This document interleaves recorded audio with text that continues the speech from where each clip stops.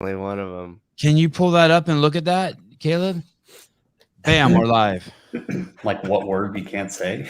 Yeah, like is using the word rape bad in the title of a video?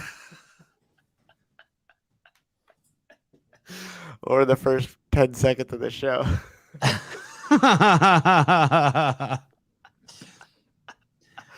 Oh, what a morning. I was just telling these guys, sorry I'm late. I fell down a rabbit hole of Epstein stuff. It's really hard to find anything new on the guy, but did you ever see that YouTube footage of the guys who landed on the island and are walking around the island? No, there's footage. Yeah, there's footage of two random guys who take a boat over to the island. Oh shit. And they're cruising around on the island.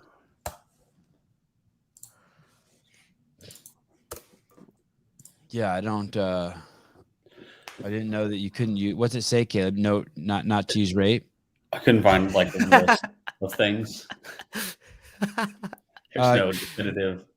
It's not like YouTube created a list of them and rape in YouTube but titles. Yeah. So I must say, my only reference is the larger YouTube stations that I reference sometimes in terms of research for this show and what they say and what they don't say and how they say it and what they and how they change the words. And that's one of the main ones that they don't say or change. Okay, you could change it. Now you can go over there and you want to just drop the A or something and put in an asterisk mark. I just changed it. I just took out the word and said now it says video. Ah, you're a good dude. So if the title says my abuser attempted to rape me or I had an abortion, then this content is flagged heavily and restricted. Wow. Really? What, can why do you think all this weird shit's been happening to our YouTube channel? Can someone explain that to me? Wow, wow. You're 9/11, free the nipple, 8chan, abort. What 8chan? What the fuck is that? Yeah, you're just gonna hit all the words in one go. AIDS, accused, abuse. Wow, there's a whole. I mean, I understand some of these ass fucker. Like, I understand you can't have bang bros in the title. Dang it. Blowjobs, boners, boobies. Wow, there's 15,000 words. Holy smokes. This is incredible. What? Here's one. It says that you couldn't. If you write blacks accused of rape, you're toast. What about Floyd 19 and anal? I guess anal. I didn't see Floyd 19, but anal's a no. Hey, that would definitely be cool if Floyd 19 was on there. That would be cool. Wow, bullying, bulimia, Bucati. You say bullying and bulimia the way that the other words should be pronounced. Bullying and bulimia. Bulimia. Bugatti.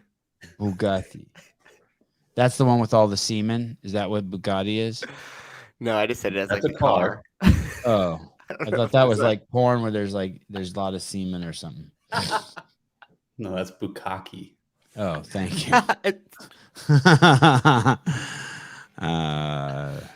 I should read more. Happy New Year's Eve, everybody. First of all, I was late. I looked and I hadn't even jumped in the shower and it was 6:50. I was like, oh my God, what have I done? I've never done that. And then I come in here and my light stopped working. Does the lighting look different? I had to set up a different light. Still looks good. Looks softer. Yeah, it's a softer light. Well done. Okay. All right. Okay, let's try I wonder if we just did some things. Let's go to 105. Sorry, Maddie Rogers. Is Maddie Rogers the weightlifter who always trains in front of like a Ukrainian flag or LGBTQ flag, and she has all the skin issues, but doesn't correlate it to getting the injection? That's her. A recent change in prescriptions. Yeah. Yeah. Let's just see if we can get there. Okay, here we go. I titled this one, Sorry, Maddie. Now, I want to say all this is conspiracy and not true. Between the suspicious surge in the pox of the monkey, an unusual outbreak in liver inflammation among kids, an alarming number of attacks on the heart, inflammation of the heart, cardiovascular disease, and strokes, it would appear these armed cocktails they force in the population are causing acquired immunodeficiency syndrome, or AIDS. Now remember, all adverse effects from these jabs you see on VAERS are grossly underreported. Maybe 1 to 10% of adverse events are actually reported. The total number of acquired immune disorders from 2000 to 2020 was 21. That number just went up to 386 in 2021, a 1,145% increase. Sepsis, being a life-threatening organ dysfunction triggered by infection, had 75 cases totaling from 2000 to 2020 due to jabs. In 2021 alone, it had 1,593 cases, with the overwhelming majority due to the Fauci-ouchie. That's a 2,024% increase.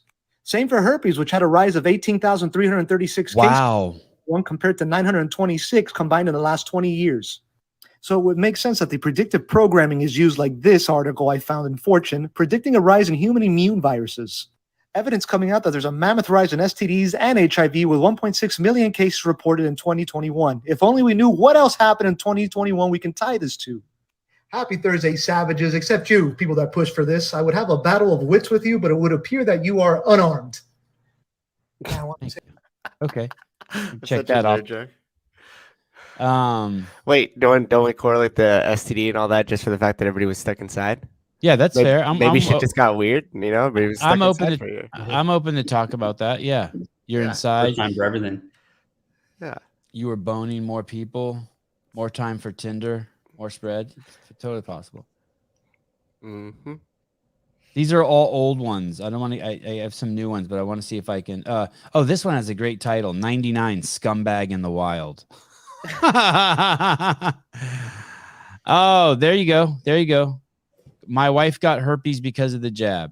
I'm not even going to pull that comment up. Keep it anonymous, but yeah. Keep There you it anonymous. Hey, if you think that this is just crazy talk too, here's what you do. Find a nurse friend who works in a hospital and just start asking them questions. Don't ask them just straight up. Do you think that the jab fucked people? Just start being like, hey, have you noticed an increase? And start naming off some shit. It's awesome. Don't ask me though. Yeah, don't ask Caleb. And most people just say, you should be more worried right now that our hospitals are being overrun. Yeah. No, they're not. Yeah, I know. It's I'm just playing this side of the fence this well, morning. you know where hospitals are being overrun though, is in Canada and England. Definitely being overrun there. Okay, I just love the title of this. I don't even remember what this is. Scumbag in the Wild. Here we go. The Oversight gentleman from Indiana, Mr. Hollingsworth, is now recognized for 5 minutes. Well, good afternoon. I'm excited to be here with each of you. Before I get started on my questions, Mr. Moynihan, I wanted to let you know, Saruthi, raise your hand, Saruthi. She has been my team member for a couple of years now, but on Monday, she becomes a Bank of America team member, about which she is very, very excited. So I hope you'll take good care of her and know and recognize the talent that she has shown already in our office. This is for those of you who can't see this, who aren't watching it, this is the Republican from Indiana's 9th District, Trey Hollingsworth, interviewing a bunch of executives. Maybe they're even CEOs of like 5 or 6 of the major banks in the United States. It's some sort of inquiry. And before he even digs in, he's thanking the bank for offering a job to one of his former assistants, who's now switching to the banks. Absolutely fucking insane. Basically showing the relationship between the banks and the politicians. It's really disgusting. Okay, were you going to say something? The same at Bank of America. How are you floating your resume to big banks? I mean, you're supposed to be the ones, policing the big banks. Grow up, Jamie. There must be some kind of law against working for a financial institution right after you've been working in financial regulation, right? No. Hey, doggy. So it's some regulatory committee that's supposed to be questioning the bank, and yet he's admitting that one of his employees is then going to the bank. Mm-hmm. Just openly. He doesn't even care. Okay, go on.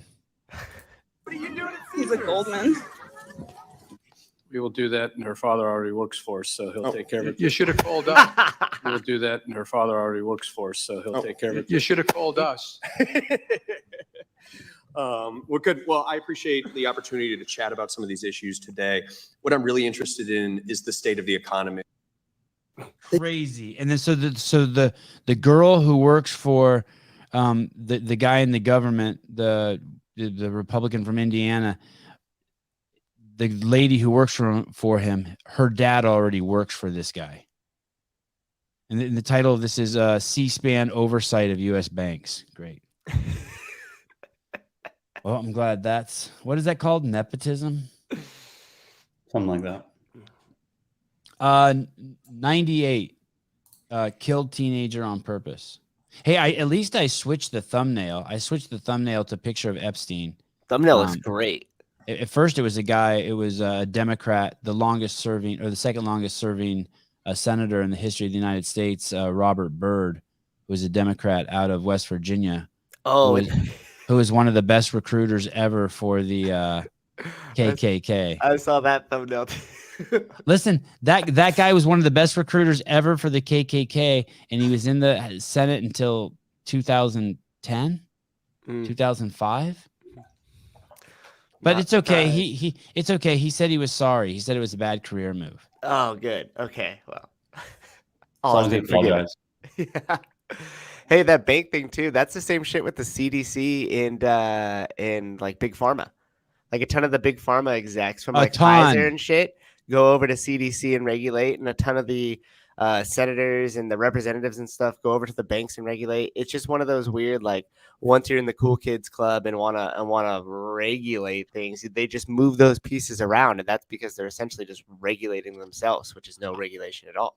One correction here, I think it normally goes the other way. So you'll be a big wig at the FDA or at the CDC. Oh, and then they'll stick you on the board. Yep. Then you switch over to pharma. Yeah. So either way, and they contact you ahead of time. You know you have that job set up. Do us right here, and we'll give you a cush job in 5 years. Mm-hmm. The regulatory, there's this term, captured regulatory commissions, and basically everyone knows that the FDA and the CDC have been captured by big pharma. Yeah. Captured. I don't think we have to look that word up. And it's the same shit with the donors for our elected officials, and then they scratch their back once they get into office. And I mean, you have to at some point ask yourself, like, they're running for, whatever office, and it's costing X million dollars to run to get them there, but they only get paid, a fraction of that for their annual salary. But yet then we got all these, Congress people that are getting absurd returns on all their investments and things like that. It's just, it's an open joke against us, the American people, because we don't do anything about it. We don't care. We're too distracted with our TikToks and our fear mongering and hating my neighbor because his skin color is slightly different tint than mine. Right. That I'm not going to focus on what's really going on. If you want to see some good stuff, I think I have some clips coming up today. Look up at any Mike Wallace videos from the 70s. That was Mike Wallace is now dead. It was Chris Wallace's dad, but he was maybe one of the most famous reporters in the world for 60 Minutes. And type in Mike Wallace vaccine, and you will see some crazy shit. I saw a clip this morning. I don't know if I saved it, but it's Mike Wallace talking to the head of the CDC. Oh yeah, there it is. Oh, you could play it now. 300. I couldn't find this. I fell down this hole too this morning. I was looking, Rachel Walensky, the lady who's the pretty lady, brunette lady who's head of the CDC now. At one point, I heard her say, when they asked her about the vaccine, she said, "Well, we were just hoping it would work based on reports we were hearing from the news." I'm like, what? I couldn't fucking believe I heard that. But listen, that's not new. Listen to this. This is the former CDC director, David Censor, and listen where he gets his news from, where the CDC gets their information from about how prevalent the swine flu is. Nothing has changed. Nothing has changed. Watch this. You began to give flu shots to the American people in October of 76. October 1st. By that time, how many cases of swine flu around the world had been reported? There had been several reported, but none confirmed. There had been cases in Australia that were reported by the press. Australia again. By the news media. There were cases in... None confirmed, giving the public all the information it needed about the swine flu shot. This form stated that the swine flu vaccine had been tested. What it didn't say was that after those tests were completed, the scientists developed another vaccine. Pause. And that was... But by the way, this is also what happened, by the way. They were giving the emergency mRNA gene therapy to people under the guise, under the rules, and under the laws of a gene therapy or vaccine that's not under emergency protocol. There's two different protocols, legal protocols. If it's under the emergency guideline, it has a certain set of protocols on who has to take it. And then once it's been confirmed and passed through the science, it gets a different form of protocols. And so the vast majority of you guys who took the vaccine didn't even take the one that you were supposed to take. There's two different, and they are different formulas also. You can dig into it. Go ahead. Action. Was the one given to most of the 46 million who took the shot. That vaccine was called X53A. Was X53A ever field tested? I can't say. I would have to... It wasn't. You began to give flu shots to the American people in October of 76. October 1st. By that time, how many cases of... Hold on. One more thing you should know. If you go look at the Pfizer vaccine that was released, although there were 40,000 people in the study, the injections were given based on a study of only a cohort of only 180 people. So once out of the 40,000 people, once 180 people made it through the trials, that they were done. That was enough so that the rest of us could take it. And of those 180 people who took it, only 8 of them, it was based on 8 of them who got the vaccine and who got COVID. 162 to 8. If you're not able to follow that, go ahead and look it up. It's everywhere. It's fucking, you can find it in the Lancet. The Lancet, Lancet. It's nuts. It was in one of their 2021 papers. It's fucking crazy. Okay, go on. But the news part, wait till you see where he did that. Oh, there's more, isn't there? He says where he gets it. There wasn't more? The end of it. It just started, it repeated itself. Oh. In one of the clips that I have from that he basically says that they assumed that people had it based on what they were hearing from the media. Yeah, he said that in there. Oh, yeah, he did? Yeah. It's crazy. crazy. The reports coming from the media. It's crazy. And stuff like It's like that. none confirmed, but Yeah. And that's exactly what Walensky said. They were hoping that it would work. It was a little different, but she said she was hoping it would work based on the reports from the media.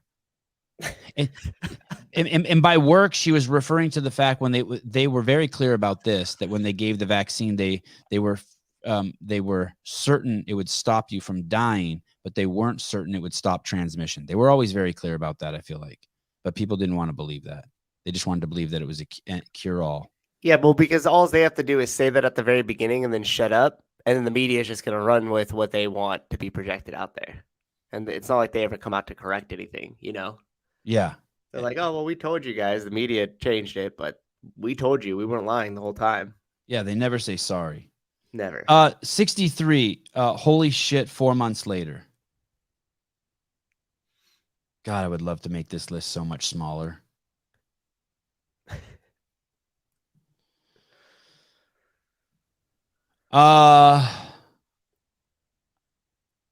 Representative Sean Casten in a Instagram or tweet, I don't know what this is. All Illinoisans 12 years and older are eligible for the vaccine. They are safe, effective, and key to our path back to normalcy. Everyone in my family, including my 14-year-old daughter, has started their vaccination process. Go to the next slide. Illinois Rep. Sean Casten reveals teenage daughter died from cardiac arrhythmia. God damn.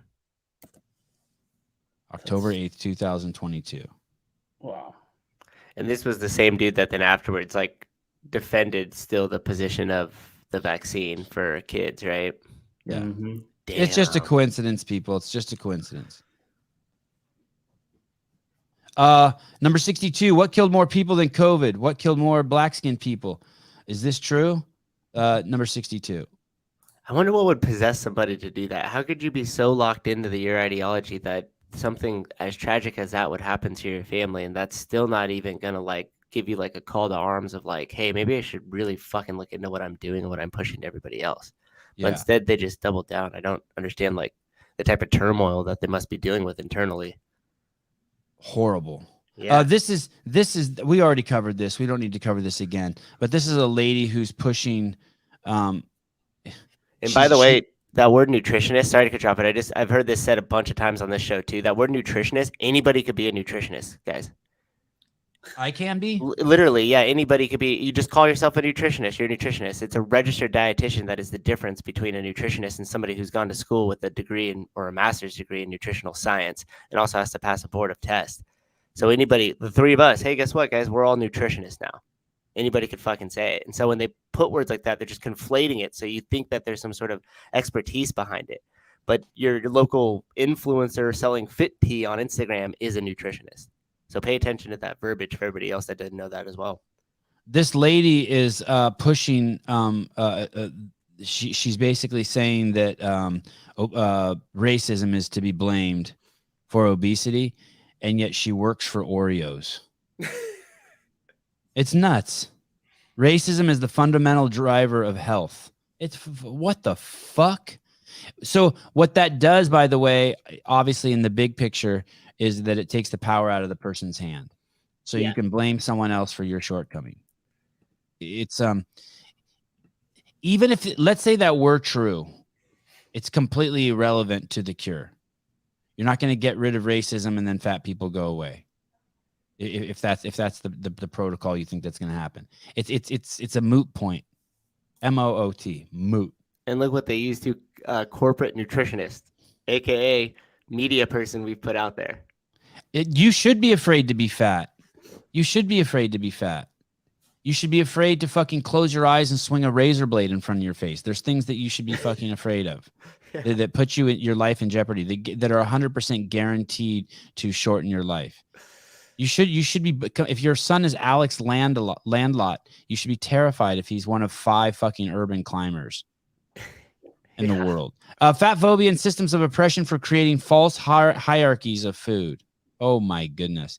That suggests some foods are healthier than others. She also tells her audience that people should eat without guilt. No, you should not eat without guilt. If you're eating a box of Keebler Elves at 11 o'clock at night or anytime during the day, you should feel like you should be ashamed. You're abusing your body. Yeah. And what we have here is the corporate and democratic playbook of trying to help racism in other people. And really, they're actually the ones that are doing the most harm to those communities that they're claiming to protect. Exactly. Remember, they used melanated people they're open about it in the advertisements for taking the injection. They're like, we need melanated nurses doing the injections in the ads so that melanated people aren't afraid to take them. And so I'm going to assume that they found that lady who's also melanated to push Oreo cookies and to say, if you don't eat them, it's only a part of the racist agenda. Yeah. Do you remember when the vaccine first came out and all the nurses, at least a ton of them that I like personally know and stuff, were all posting the fact that they got the vaccine and were like doing their part and were following the science and everything else? That was weird as fuck, right? Because nobody told them that, because I was friends with a few of them personally. And I was like, hey, I've seen this from a ton of people that are nurses that are working. Like, were you guys given any initiative of like, hey, we need to be responsible to help push this, or like you could be a good person if you show that you're getting it, and they were like, no. And I was just thinking to myself, that's so fucking weird that they would all post that and do that. No one should this isn't just melanated people, by the way. If you're from fucking Iceland, like, you don't think Annie Thorsdottir's worried about getting fucking skin cancer because she's fucking butt white? You don't think every single fucking Ashkenazi Jew woman is terrified of fucking breast cancer because the rates with the breast cancer, they found the gene that makes it so women who are Ashkenazi Jew are way, way more susceptible to breast cancer? My wife's Ashkenazi Jew. When you even when you have kids with these people, there's like some sort of recessive gene you got to be worried about, so your kids don't come out all fucked up. We don't live in a one size fits all fucking world. For all we know, fucking, and I bet you could find the science that people with brown and black skin have the darker your skin is, that there's some sort of correlate or proof that they process sugar worse. So, I mean, that last one, I don't know if it's true, but I wouldn't be surprised. We're not all equal. We're not all fucking equal. I mean, look at we had this guy who used to work at CrossFit. His name was Asian Glow. And I go, why do they call you Asian Glow? What? And he said, because when I drink alcohol, I turn butt red or vagina red. And I was like, oh, you're part Ashkenazi too? God, you're lucky. That's another thing. Look at the wiki article. They're standard deviation fucking smarter than the fucking rest of the people. So do you know what that means? If Wiki's saying that, if someone has to be smarter, then someone has to be dumber. But you can't say it that way. You can't say Puerto Ricans are dumber than Jews, but you can say the Jews are smarter. Ashkenazi Jews are smarter than the rest of the world. This is we live in idiot world. It's okay. It's okay that my wife is smarter than me. It's okay. Preferred not, even.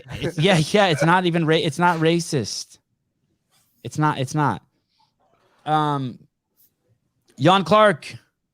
Jan. Oh, why did I call him Jan? John. But the Jewish spelling of John, Jon, like John Stewart. I was just thinking, damn, I've been saying that wrong the whole time. Just stopping in to say thanks for all the shows in 2022. Love to all our fellow Sevanistas. Excellent work from all of them. Bring on the growth of 2023 for the pod. Also, fuck Dan Bailey. Gosh. Also, fuck Danielle Brandon, but a totally different use of the word fuck. Totally different. Totally different. Opposite side of the pendulum there. Yes. God bless Danielle Brandon. Mm-hmm. Damn, she's hot. Where were we? Speaking of that, thank you, John, for the loot. And thank you to California Hormones and Paper Street Coffee for just being there, and the other sponsors this year who helped us get through the year. Absolutely amazing. Absolutely fucking amazing. And as far as I know, Paper Street Coffee, PAPERST Coffee, I think you get 15% off if you use the Sevan code. I don't know when that's going to stop. Hopefully never. Yeah. But go over there and excuse me, and check that out. And California Hormones, I'm excited. You got to meet some people this year who started on the protocol. You got to meet Andrew Hiller. You got to meet that guy Paul, who was unconscious with COVID for 80 days. You're going to get to talk to Philip Kelly soon, who was also unconscious in the hospital with COVID for 40 days, who's also started on the protocol. You got to meet Kat Shear, and you got to meet Gary Roberts. Oh, awesome. Thank you. And so, thank you to these people. Mm-hmm. If you go over to the CA Hormones website, which we this year, it's got to be a goal to fix that website. And if you go over there and use the code word Sevan and you live in California, you can get free blood work, especially if you're in the Southern California area. That's maybe the only good thing about living in Southern California. You can go over there and you can get free blood work and you get the free doctor's consultation. And by the way, so I'm in contact with a couple people who have taken the journey, and what they end up finding out is their testosterone levels are really good and high. And so then the doctors there have been like, hey, if you're feeling sluggish, and give them kind of a list of vitamins to take. I don't know what they were, but they sent them to me. They're like, hey, they said I should start this protocol. So it's not just go over there and get juiced up. You're going to get get a good discussion with a qualified doctor. John Clark, can you show the video of the guy putting his opponent's mouthpiece back in for him before knocking him out? Oh, I saw that. That was awesome. That's kind of funny. I'm always jealous of everybody who's on the TRT that when they just talk about the energy level and how much like pep in their step they have as they get out of bed. Oh, I want that. Must be nice. I need that. I just need to go to bed earlier. Me too, and I seem to go to bed later and later almost each time. Me too. Last night it was 10:03. I'm like, I'm going to bed. And then it was 11:47. I'm like, what? LA is awful, but San Diego is awesome. I like where in San Diego? Like North County? There's a couple pockets in San Diego where it's a little bit better. We're not going to talk about Danielle's broken heart and mental breakdown on TikTok. What? Huh? Wait, bring it. Hold on. Oh, see, Danielle, I'm here for you. I'm here for you. Yeah, I don't know why she's on TikTok. She could clearly come on this show and we could have a live call on and she could air out anything she'd like. Cameron with the giant dong. That's what I want to, Sousa. I was the one who got put on the vitamin regimen. Yeah, I was looking at your body last night, dude. You're fucking a brick shithouse. The guy's built like a fucking skinny rhino. Oh my goodness. Wait, what's happening here? God, I'm so available for you. Haley, we're going to get on a call with Danielle now. I need you to chaperone this. Let me see this. Get the fuck off it.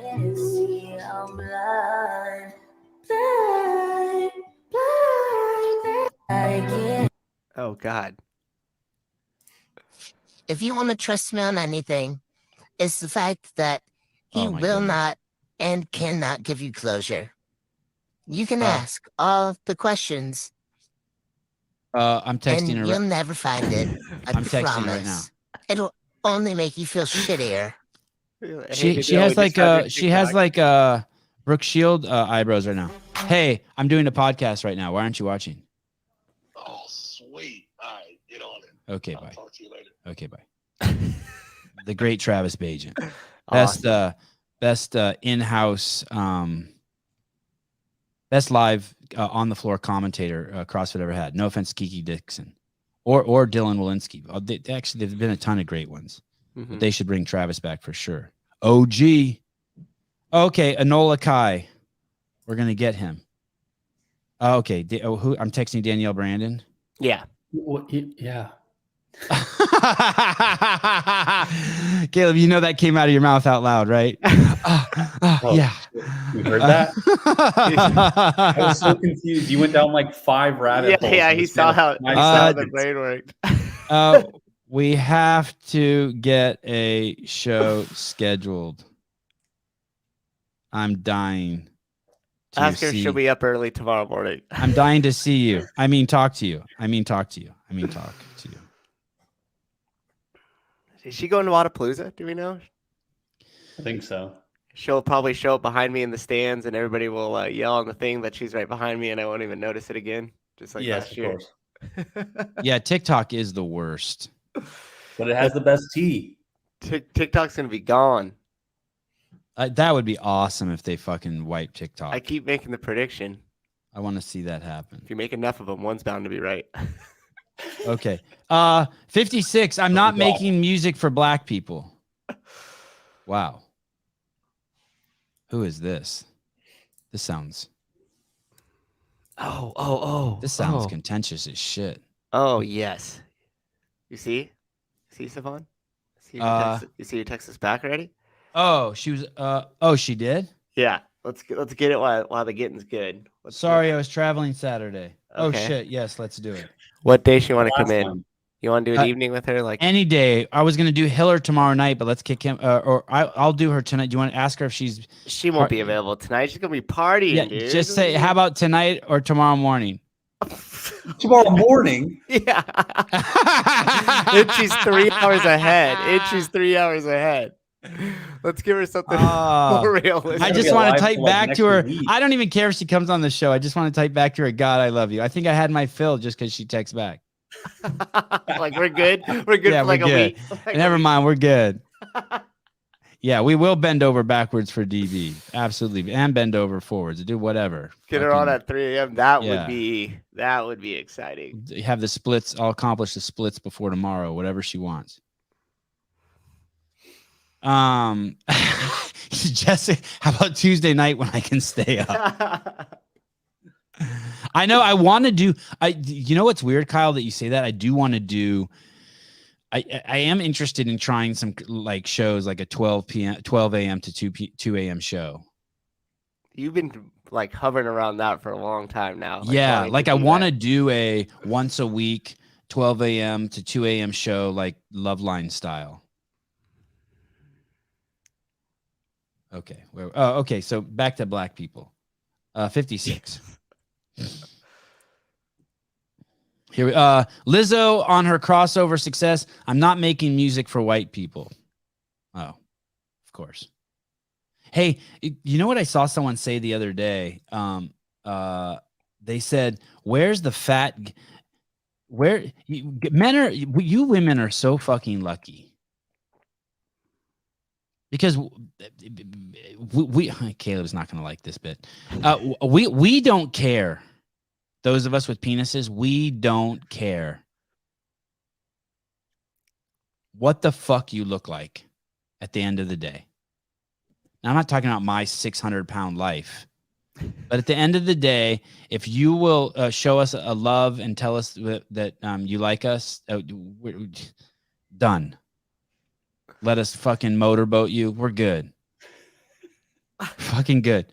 But you never see there's no male Lizzo. There's no fat dude. It's like, yeah, look at him. No. There's half the planet wants to get with Lizzo doggy style. Half the dudes on the planet. And then the other half after they've had a few beers. Yeah, right. But there's no the only fat dude I know that scored is AOC's husband, and look what he has to deal with. Okay, Rick Ross. The balls. All right. I stand corrected. But you get me. You understand. Jack Black. Yeah, here's the thing. There's gonna be, if you can sing, you can, and you're a dude, you can like really. Dude, if you can sing, if you just got that money. Yeah, well, and the money. Yeah, if you can sing and have money, you can. DJ Khaled, Chris Farley. So if you have a shitload of cocaine and you're funny, if you have a shitload of money, and Danny DeVito does not get pussy. You went too far, Austin. Shut the fuck up. You went too far. I ain't doing that. I'm not doing that. Fuck off. I'm not. I'm open, but I'm not doing that. I'm not doing that. I'm not gonna. You better fucking check yourself, boy. Isn't it funny too? Like if you were to say like, "Oh, I don't prefer that woman because of whatever," they would just jump all over you with the body positivity. But yeah, women all day long, especially on the internet, are like, "Oh, I need a man who's over 6 foot and 6 figures and 6 inches and doesn't live with his mom." Up. What's wrong with you? Live with your mom. Yeah, don't be so damn picky. I like my mom. I'm a dreamer, baby. Oh, and then we have liars in the chat, where you can get your Sevan CEO shirts. I promise you those shirts are good, even though the creator of them lies. He says Lizzo doggy style ruined my day. We've seen your suit, Travis. You too, Caleb. You guys are like Jabba the Hutt. Is Jabba the Hutt a man or a woman? It's Lizzo. Oh, it's a man. He's saying Jabba the Hutt. He got to chain bitches up, Chase. I seen the movie. Very sensitive topic, Chase, during this Andrew Tate thing. Very sensitive, buddy. Oh, yeah. You saw he got arrested? Released? Pizza box. Ooh, you know how there's like a pizza restaurant that was like associated with the whole child trafficking thing? Yeah. It's blown out of proportion now. It's real. It's real, dude. It's real. You think that pizza box bit is real? How about? Dude. I don't think so. How about Greta Thunberg getting into it with them? That's hilarious. That's good stuff right there. I hate her so much, but I appreciate that she did that. Me too. Good point. Her team. her team did that. Yeah, that's a good point. They're all gonna give her the credit, but she ain't no Donald Trump. She can't. Trish, I love Elon. fat bitches, but I can't handle the smell. Oh like my what? gosh. Like the talcum powder or You something? guys are fucking relentless. What are you talking about? The smell. Dude, so when my wife has to pick up like obese people when she is working on the medic, like sometimes like stuff will just fall out from of the skin folds? Yes. Wow. Like a pair of scissors or something, or a nail clipper, or like just like lint and shit. Stuff, food. Yeah, food. Things. Yeah. All sorts of cool stuff. A fat person, like when you're like 600 pounds, we're in trouble. When you're like 600 pounds, you become like a baby seat. Like I just recently took out the child seats in my car. Oh, and it's really just and I carried them out and just like food for like 6 days fell out of the baby seat. And I have a rule, no eating in the car. It shows how much I follow that. All right. It smells of dead skin cells. All right. When you have a baby too, when Avi was little, he looked like you call them milk rolls, and he looked like the Michelin Man. I mean, they have wrinkles just everywhere because they're so fucking chubby, and you got to like make sure you clean that shit out. Ulcers. This show, hey Travis, this show is a dietary aid. Just in case you wanted to start fasting today. Yeah. We got you. No, shut the fuck up, Trish. I'm not reading that. There's no way I'm reading that. Oh, come on. There's no way I'm reading that. Oh, thanks, Angela Merkel. Even we have standards. Get that out there. Yeah. You asshole. Gosh. Okay. What is a nutritionist? More good news. 58. Public school is doomed. Here we go. We haven't even gotten to the good stuff yet. That's the good stuff. Okay, here we go. 58. Nick Freitas. Here's a 1-minute thought exercise on government efficiency. Let's say the government wants to help hungry people. So what do? Well, they might open up 10,000 government grocery stores all across the country, and then you're assigned one based off of your address, which you have to use unless you can afford an alternative. Now, you don't have any say over your groceries. No, that will be decided by a government-approved board. And if you want to make any sort of meaningful change, well, get ready for a 4 to 6 year battle at your local, state, and federal levels in order to try to make that happen.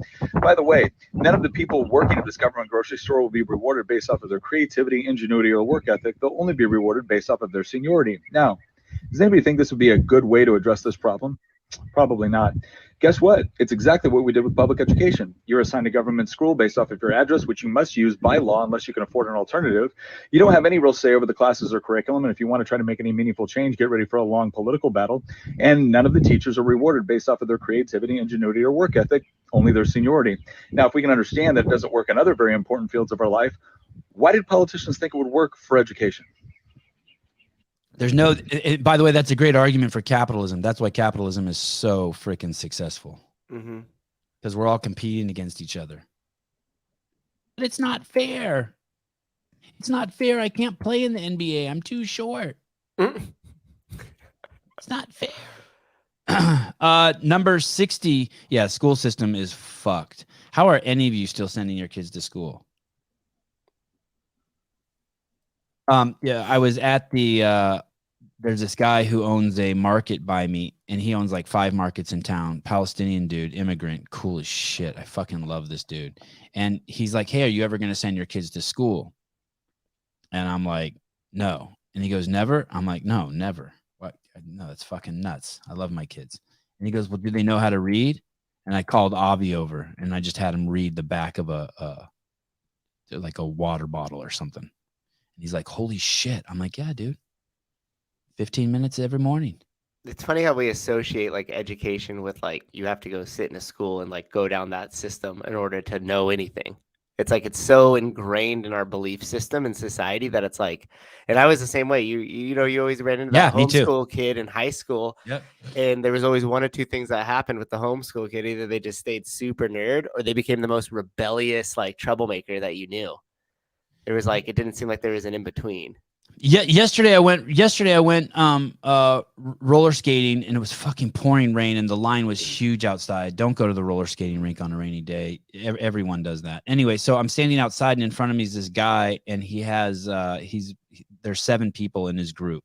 And one of them is this young girl. She looks like maybe she's a freshman in high school. She's outside in the freezing cold with a tiny little top on, like crop top.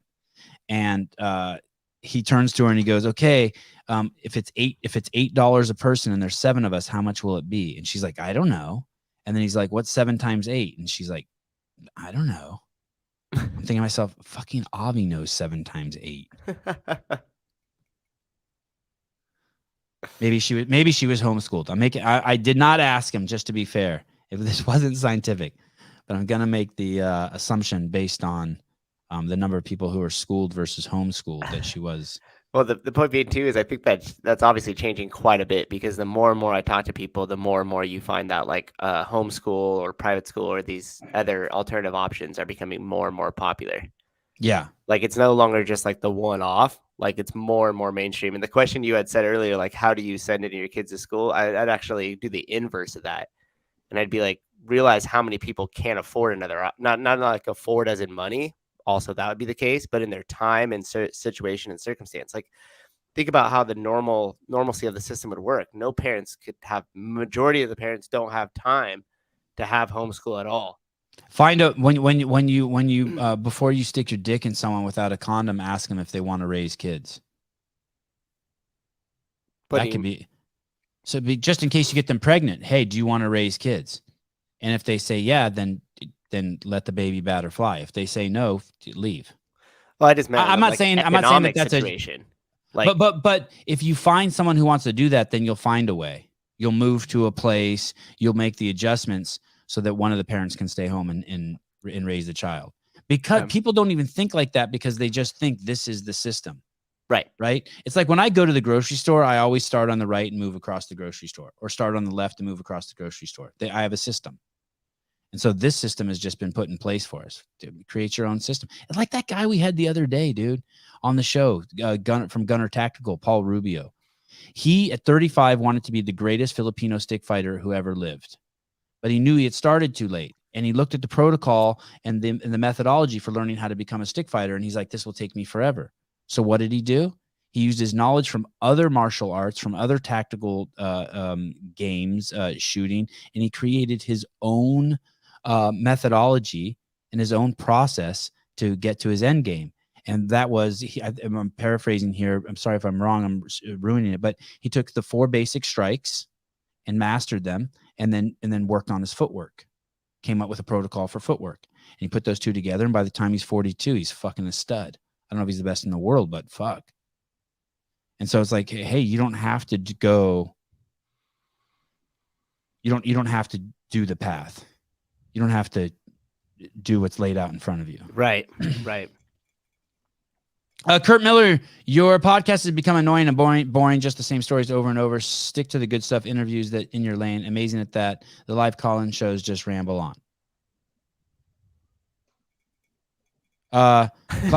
Kurt is fully vaxxed. Kurt needs a hug. Who hurt you, Kurt? Curdy. Sevan, won't you please meet Kirk's needs? What else do you expect him to do this morning? Come on, man. Man, we need to start dancing. Give Kurt a handy. Yeah. Thanks for your input, Kurt. But our analytics on the growth of the live call-in specifically would prove you to be wrong. It's amazing. That's the first one of those I've seen. A few months ago, I did talk to Susan and say, like, hey, I think I need to go.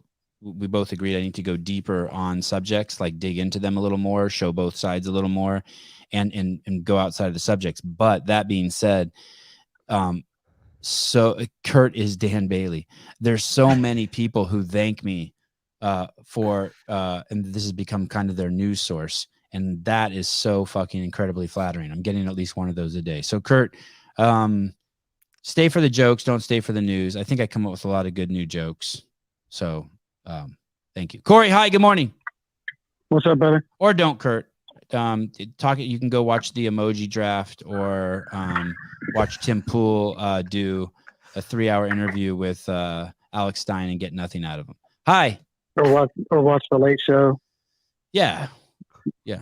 Watch one of those things. But I do appreciate you recognizing, Kurt, that I am the best in the game at interviewing on planet Earth. So that I'll take that. Okay.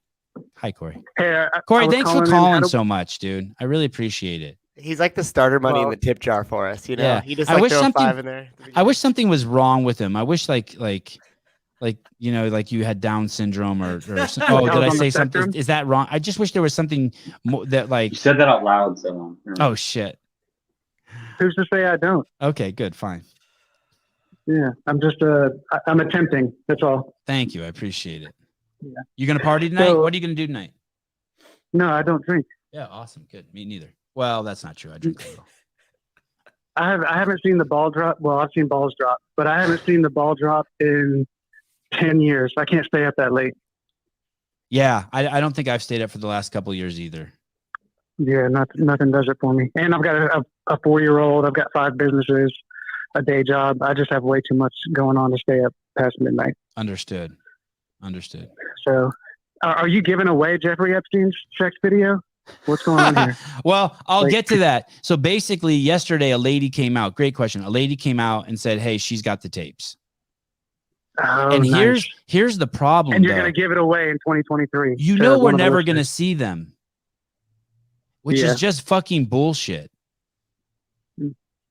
And someone might be like, "Well, you fucking sicko. Why do you want to see them?" Because I don't believe it until I see it. And you know. There's some other things that are in the article that are kind of fucked up too. It says one of the girls says that I had to keep having sex with him or he wasn't going to pay for my schooling. Well, when you say that, at that point you're a prostitute. Like I mean, yeah. I don't get me wrong. He probably is a monster. Like I'm not. But. Let's show that the vaccine cures people. Let's show like TMZ never reports anything unless you see it. Here's Suge Knight running someone over. Here's the video, and then you see him backing out of a club and he fucking kills someone. So why do you have to see it to believe it? Because I don't trust anything else. I don't even know if I trust my own eyes, let alone just what fucking someone on CNN is saying. So I need to see it. I mean, right in the middle of a fucking pandemic, they changed the definition of what a vaccine is. Like what? Yeah. Okay. Why not just call it what it is? Whatever it was, just call it what it is.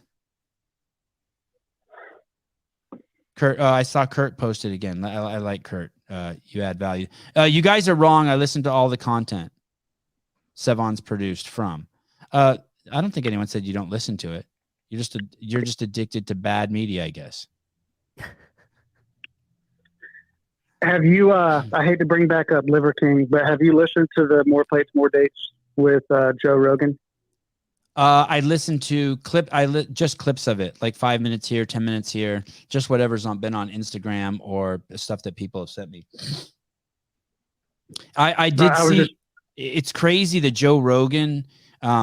And I saw a clip that hasn't been released yet, but that someone put together. But it's crazy that Joe Rogan preaches the ancestral tenets and loves them, but because this guy did steroids, he hates them and he rips them.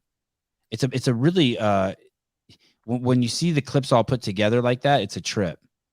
It's like a lot of people don't know this, but we had Sam Apple on the show. He was the author of Otto Warburg's biography. Otto Warburg was a homosexual Jew living in Nazi Germany during World War II. He won 2 Nobel Prizes. He was the father of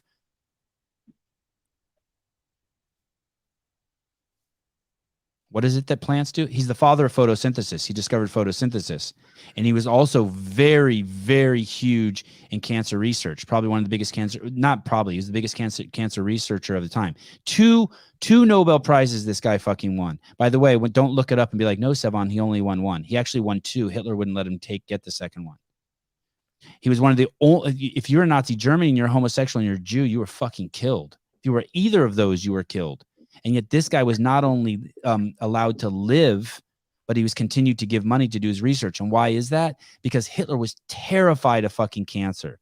And one of the things Hitler wanted to do, he wanted to take over the Ukraine and turn Ukraine into just a giant organic farm for Germans. And you can read about all this in the story. But so if Hitler would have got the cure for cancer, people would have fucking not taken it. Are you out of your fucking mind? And that's the shit. That's the shit where people can't think clearly. That's the shit where they took down Sandusky's statue after they found out he molested kids and took off 300 winnings on his all-time, college football wins. He's like, I know it's not Sandusky, it's the other guy, but I just like saying Sandusky's name better. But if a guy won 800 football games in college and then you find out he molested kids, so you take 300 games off his record, you're only hurting us. We're the retards. I don't know. I don't give a fuck about football. I say erase the records and erase him too. I'm fine with that. And I'm fine with that argument too. But then just say that. But like, don't throw away the cure for cancer because the guy killed 6 million Jews. I'm not saying that he did have the cure for cancer. By the way, what ended up happening, Otto Warburg was the one who discovered that cancer is a metabolic disease, meaning that cancer cells grow from what you put in your mouth. And we did a 180 divergence from that research. The $1 trillion of cancer research that's happened since his death, none of it has gone to address very little has gone to address what he discovered, which is more mind-boggling shit. The book's written by, and the author Sam Apple doesn't even know this, by the way. I learned this from reading his book, but when I talk to him, like he won't even go there. Mm-hmm. I'm like, dude, you're basically showing that. I mean, in a way, there's in a part that paints Hitler as a fucking hero. If you want to cure cancer, I don't know if anyone's interested in that. How do you still reward and you don't look at all these great things that happen without acknowledging the people who enabled those things? So like, how do you keep it in the same conversation and try to not talk about Hitler? Same thing with Sandusky, same thing with the Liver King. Like, how do you still look at these incredible things and somehow compartmentalize the individuals themselves? People just have to be honest. Basically what happens is I think that's what cognitive dissonance is. You get emotional and you let that overrun your emotion. Let me tell you, a woman, sorry guys, sorry ladies, you can switch I'll switch it around. A man who's married to a woman that makes $200 million a year, $500 million a year, you pick the fucking number, finds out that her fucking wife is cheating on him and he doesn't do shit. You're perfectly okay when your wife cheats on you if she makes $500 million a year. You don't do nothing. Yeah. Because you're able to push down that cognitive dissonance. But some people just can't do it because they just can't be honest with themselves of what's really going on. They let their emotions come in and then they make erratic, illogical choices. I don't know. I'm not built like that. I don't think I was through a lot of work. I was able to unfuck that. That's the thing. But you like all boobs, so you might have some cognitive dissonance. That's true. That is true. I do have some shortcomings. I like all boobs. It's a problem. It is. All right. Well, thanks for letting me call in. Thanks for keeping me anonymous when I told you my wife got herpes from the jab. Yeah, no problem. No problem. Hey, Sousa, are you going to Starbucks after this? Am I going to Starbucks?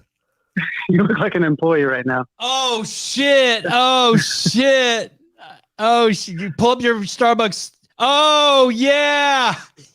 All right, y'all. Have a great show. Oh, thank you. I will take a Frappuccino, and will you squeeze extra caramel in that? I used to just rock this fucking gangster as fuck, never tie it in the back. Please coach with that next time. I don't believe that Lizzo's a woman. I think RuPaul and Lizzo are the same person. I mean, that's awesome that you had that there. Welcome to Can you say welcome to Starbucks? Welcome to Starbucks. Awesome. Can you spell my name wrong too? Wait, hold on. Welcome to Starbucks. Oh shit. Okay.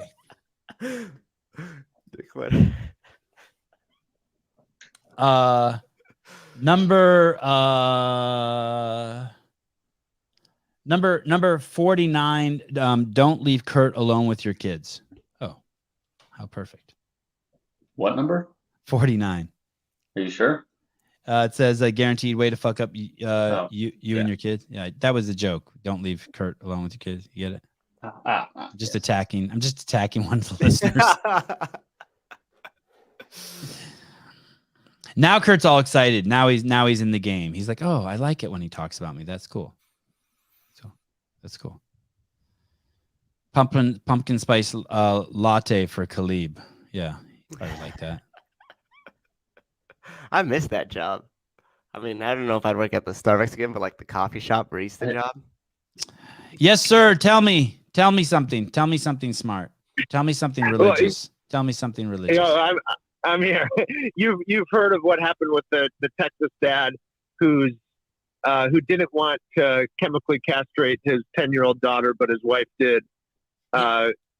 Yesterday, the Texas Supreme Court ruled that he has no parental rights and that his wife can take his daughter to your home state, great state of California, and probably commit, surgically remove her breasts in a year or two, start her on hormones right away. And this is in the democratic free country in which we live. The Supreme Court of Texas ruled this, while we hope that we can vote for the person who will lower taxes and, provide school choice as this new religion takes further hold in our lives. I didn't know girls. So it's a girl. She's 10 years old, and the mom wants her to become a boy, and so she can bring the child. But the dad doesn't. The dad doesn't. Importantly, absolutely fucking insane. What's the justification of that? I mean, freedom and choice. But she's fucking 10, and when you're 10, your parents own you, don't they? Well, right, but it's her mom's freedom and choice, and her mom is affirming her. Her mom is affirming the freedom and choice of this child, and her dad is, a theocratic tyrant. And so, in our liberal age, we certainly can't side with her tyrant father, who thinks we should perhaps wait 7 or 8 years until her mom does this to her daughter. Oh my goodness. And this, again, the Texas Supreme Court.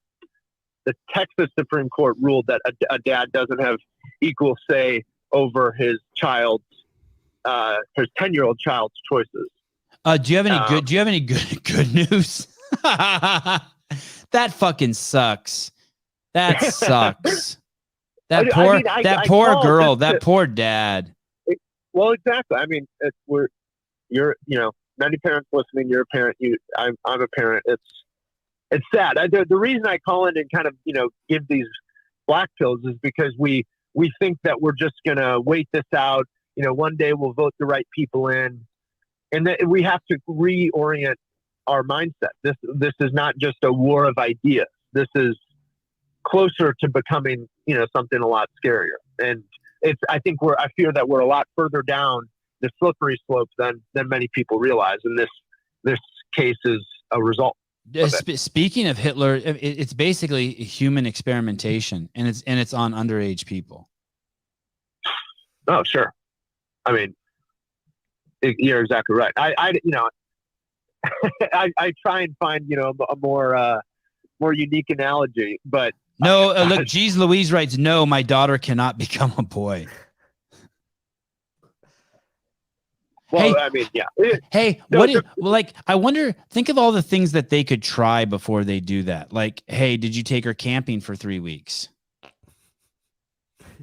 You know what I mean? Like, did you take her out to the woods? Did you, what have you done? How's her fitness? How's her diet?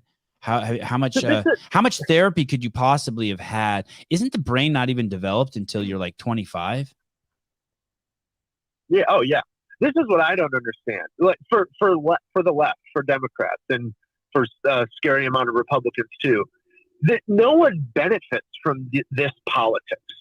No one benefits from making it a human right in America. China does.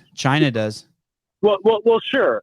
But like, so for example, on the other hand, I can understand the politics of student loan forgiveness. You're paying voters and you're delivering for the people who vote for you. And guess what? That turned out good for them in the midterms. This is why one day I hope you and I can, have a coffee over how you can be an atheist when people have these kind of beliefs in this kind of politics, because it is so abhorrent. It is beyond the pale of simply, getting the right people in power. I'm not an atheist, by the way. I'm not an atheist, by the way, just for the record. All right, well, fair enough. But broadly, I hope it's a call that people see there is something more at work here than, humans trying to reason their way through life and find out their own truth. And hey, how about this? You might hate this.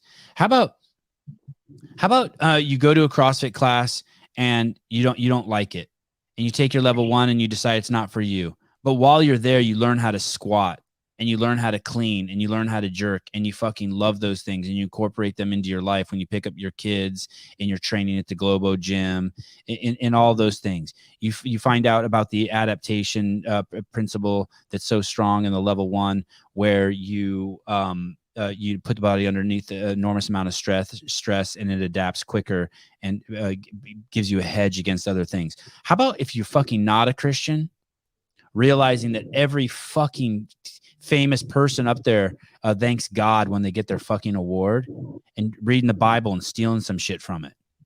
You don't got to be a full-blown Christian. How about you just pick 3 of the commandments? How about you just see like, hey, there's some sort of lifestyle protocol there, a manual that's making people successful, and just plucking some out instead of just building a defense against it. Yeah, right.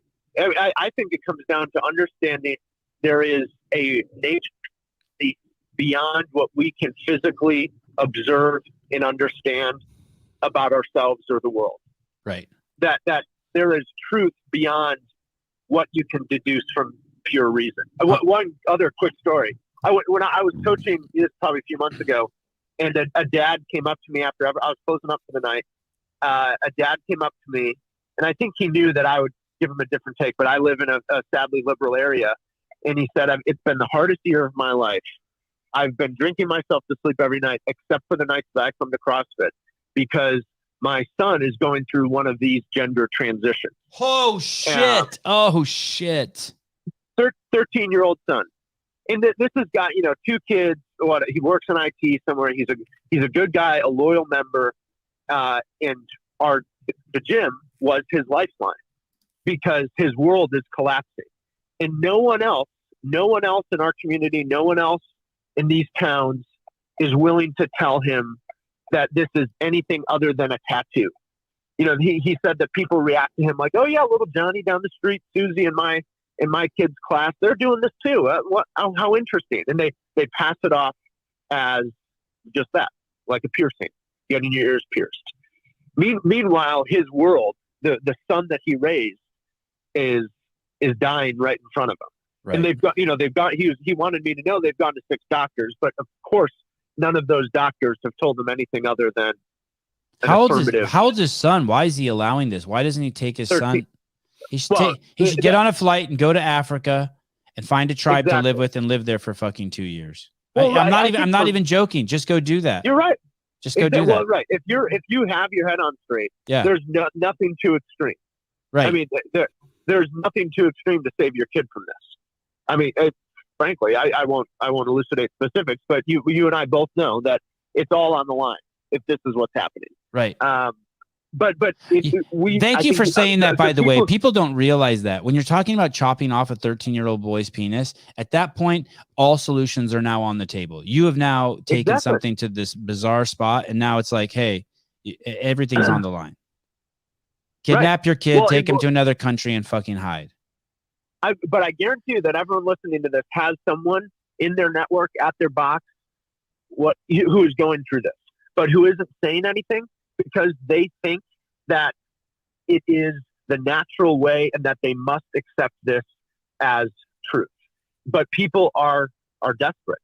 And this is kind of the turning point. are the people who are unaffected or, perhaps on the periphery of this battle, whether you're Christian or not, are you willing to stand with people who need help and need someone else who's willing to tell them, hey, stop?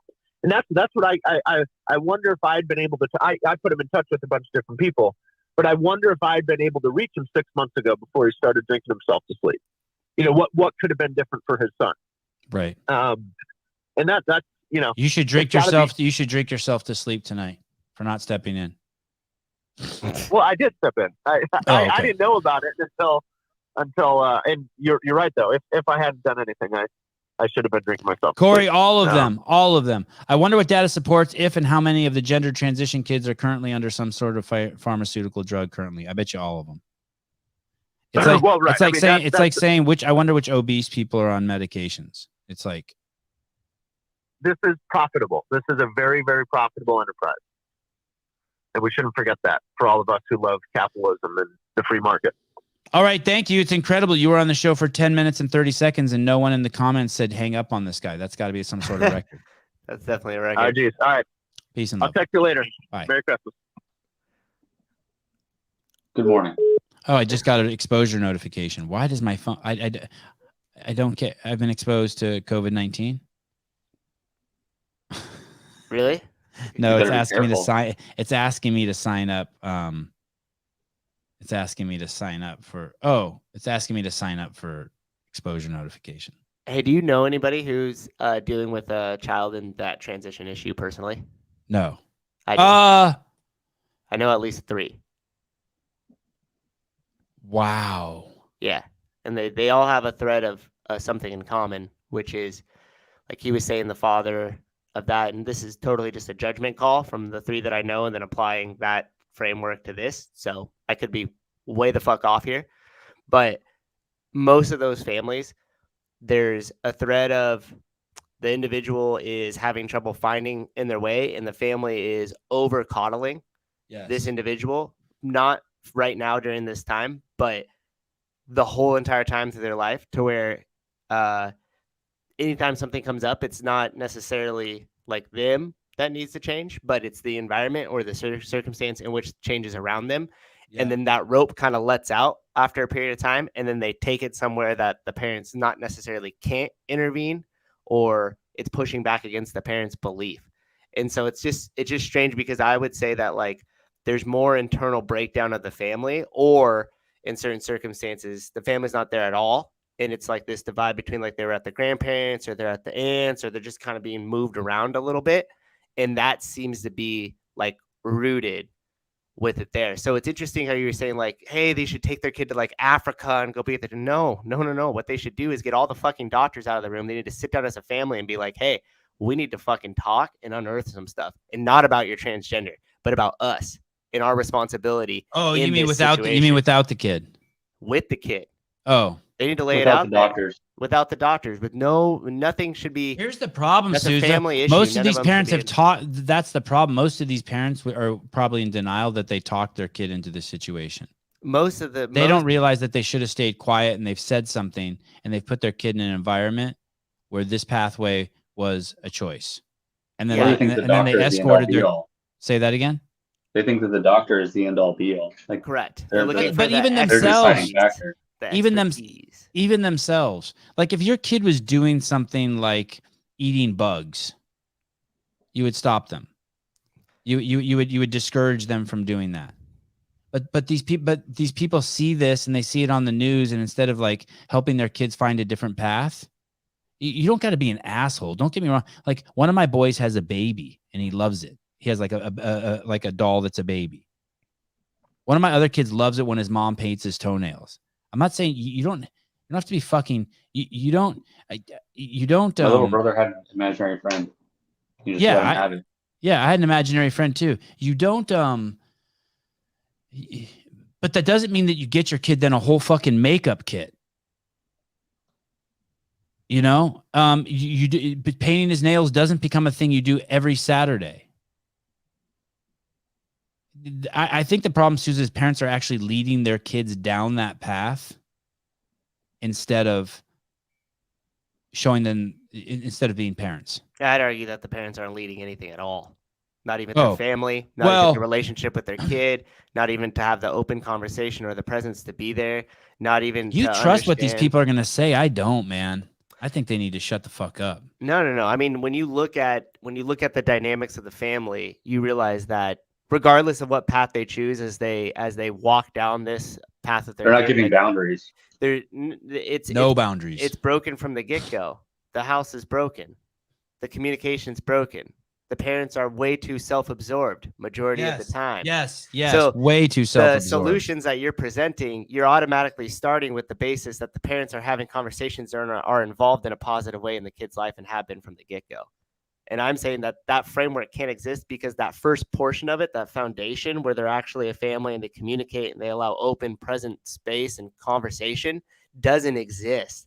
So therefore, if you don't have that, any other solution that would pertain back to like the parents and responsibility. Give me an example. I'm having trouble following. Why would the kids need to be a part of that? You're saying like the husband and wife need to sit down alone. You're saying no. First and foremost, yeah. Husband and wife need to sit down. They need to get their shit straight. They need to really understand their involvement in this situation and how they've contributed to this situation. And then they need to stop including anybody else, like an expert of a doctor or friends, and they just need to sit down together and say, hey, these are our family values. This is where we've wronged ourselves in the relationship in this family dynamic. This is what we're going to do to set it right. Leave the kid alone, focus on themselves, focus on communication within the family. And I guarantee you that other part would start to slowly work itself out. I tell you as a parent, you have to tell your kids no 1,000 fucking times. And by no, I mean, maybe you don't have to say no, but you have to change the situation. You're walking along the beach and there's no fucking railing and they're too close to the cliff. You get them away from it. You're at the Grand Canyon. They get too close. You will go away from it. They're not wearing a seatbelt in the car. You tell them to put a fucking seatbelt on. You tell them, no, they can't eat food in the car because it's going to make a mess. You tell them, I mean, I don't understand why it's so difficult to steer them away. Well, I guess it goes back to what you're saying. They don't have their house in order. And is what Caleb was saying. They don't have boundaries and they don't have discipline. So much of that, we have so many strict boundaries and disciplines in my house, and the kids are so well disciplined in the house that when it makes them capable everywhere else. Mm-hmm. And so these people don't have boundaries or discipline with their kids, and so the mind can just run chaotic and lead them down straight paths. You see that, by the way, like in my kids' jiu-jitsu class, you can just tell. Some parents bring their kids prepared for the class, meaning that they already know how to sit still. They already know how to look at adults. And then other parents bring their kids completely unprepared, whether they're not wearing a gi, their gi's too big, they're stepping on it. It's crazy that people, it's crazy that people put their kids, so many kids in the fucking jiu-jitsu class will be wearing pants and they step on the pants. You put your kids in fucking pants that are too long in a jiu-jitsu class that your kid's stepping on the class, your kid has no chance. Yeah, you can't even take a minute to sit down and roll them up. Yeah. Or you lack that much awareness? Caller, hi. Hello, friends. Hey, what's up, brother? Hey, enjoying the podcast. It's good, as always. Thank you. Maybe you could give Kurt. Maybe you could give Kurt a call, a little pep talk. I hate it that just one person doesn't like the show. Stuck on that one guy. Kurt will be all right. He'll figure it out eventually. I told you I'd call in to give you the story of my very Pukey the Clown Christmas. Oh yeah. You got rhabdo. Yeah. Yeah, tell me. Yep, rhabdomyolysis or something like that. Have you ever had it before? I haven't. No, I checked it off the CrossFit bucket list. But you are an extreme person. I am. So when I heard that, I was like, okay, this guy probably trains fucking 10 times as hard as fucking the average person. It was dumb. It was I like to, when I got it, I hate saying that I got it. I gave it to myself because it had nothing to do with CrossFit. It was my own doing. You don't get rhabdo like you get a cold, right? Like it's not in the air. You can't catch it. Like, no, it's if it's exercise induced, it's likely your fault. Unless, you're in the CrossFit games and you have the muscle up marathon. Well, also if it's your first day of class and the instructor has you do 100 jumping pull-ups and he tells you, hey, try to lower yourself as slow as possible, then I'm going to have to give some blame to the instructor. Well, I've been doing CrossFit for the better part of 8 years. Right. So I know better. And I hadn't done a pull-up intensive workout for quite some time because of training for fighting. And then on top of that, I had a break for my family. And so I go into this workout and it's like a Fantasyland light, if you will. There's 20 pull-ups, 20 push press, 15 chest to bar, 15 front squats, 10 muscle ups, and 10 thrusters. Damn.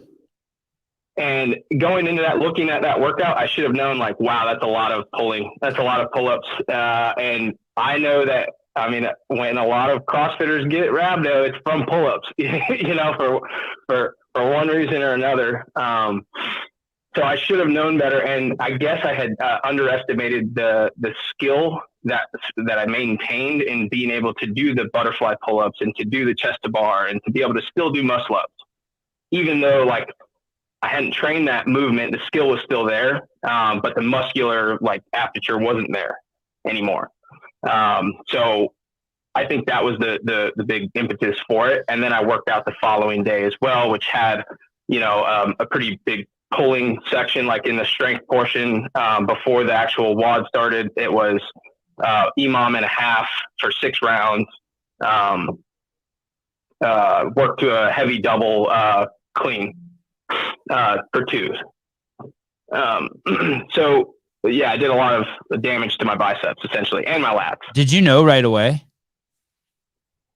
I had a suspicion on day 2, but I wasn't overly concerned. My muscles were extremely sore and I couldn't really straighten out my arms. And I thought, man, I didn't do a cool down. I should have done a cool down. I should have rolled, coulda, shoulda, woulda. And then, so I was like, well, I'm going to go back in and work out and get this stuff broken up and loosened up and feel better. The 3rd day, that's where I started really kind of, I had it in my head where I knew it had to be a concern. Like, let's rule this out at least. So that was Thursday. Did you pee the Coca-Cola? Only once, believe it or not. 1 pee. And that was the day I went to the doctor, which was a Friday. And so Thursday we got hit with this crazy ice storm, or this flash freeze snowstorm. So I didn't work out that day. My biceps were extremely swollen. I couldn't straighten them out. And they looked like water balloons. They looked like they were filled with water. It was very odd looking. And I hadn't had the pee or anything like that. And then the next morning they hurt even more. Like, nothing was getting better. It seemed to be progressively getting worse. And so, you know, I turned to my wife and I said, I need to go to the doctor. I need to rule out rhabdo. Did she say, quit being a pussy? Yeah, she was like, you'll be fine. Get over it. Here's your daughter. Carry her for a little bit. Yeah. And so I called the doc and they were able to get me in that day. I went in and I said, hey, I'm here to get a blood test to test for rhabdo. I have some bicep injuries. And the doctor that came in was a very overweight general practitioner who had a lot of thoughts about how I should exercise. And told me that I should. Does he know you beat people for a living? He doesn't, you know, he doesn't know, you know, my background of knowledge, which to him probably doesn't matter anyway, because it's not backed by a degree. But with 8 years of fitness and then bodybuilding before that. And you're a nutritionist, He doesn't know that. I am a nutritionist, certified nutritionist, signed off by Sevan Podcast and Matt Souza. Level 2 with Khalib. You can get level 2 with Khalib. Level 2. Level 2. Let me help you on your nutrition journey. Yeah. And then you can treat me for rhabdo. But yeah, so he had, you know, he had no no idea what I knew or what I could know. He assumed that I was some dumb jock who was doing too many bicep curls. And he told me that I should only do sets of 10 of biceps curls and then take a break and work triceps more. And I was like, what the fuck are you talking about? and so I told him I was doing CrossFit. It was pull-ups. And he was like, yeah, do it in sets of 10. I was like, it was. In fact, it was in sets of 8, sometimes sets of 5.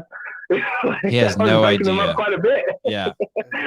And it was just impossible for me to explain. But what I was really kind of kicking myself in the butt about was that because of my lack of foresight going into that workout, now I gave myself rhabdo, and I'm going into this physician's office, and he's wagging his finger at me, telling me CrossFit's bad.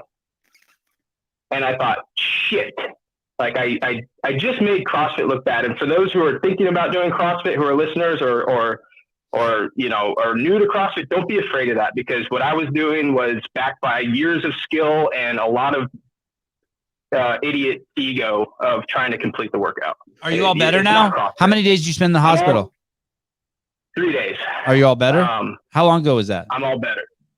That was Saturday through Monday. Can you could go in the gym right now and do like 5 chest to bar pull-ups? No, it's not recommended because my biceps could still be healing, although I can extend them and they're not swollen anymore.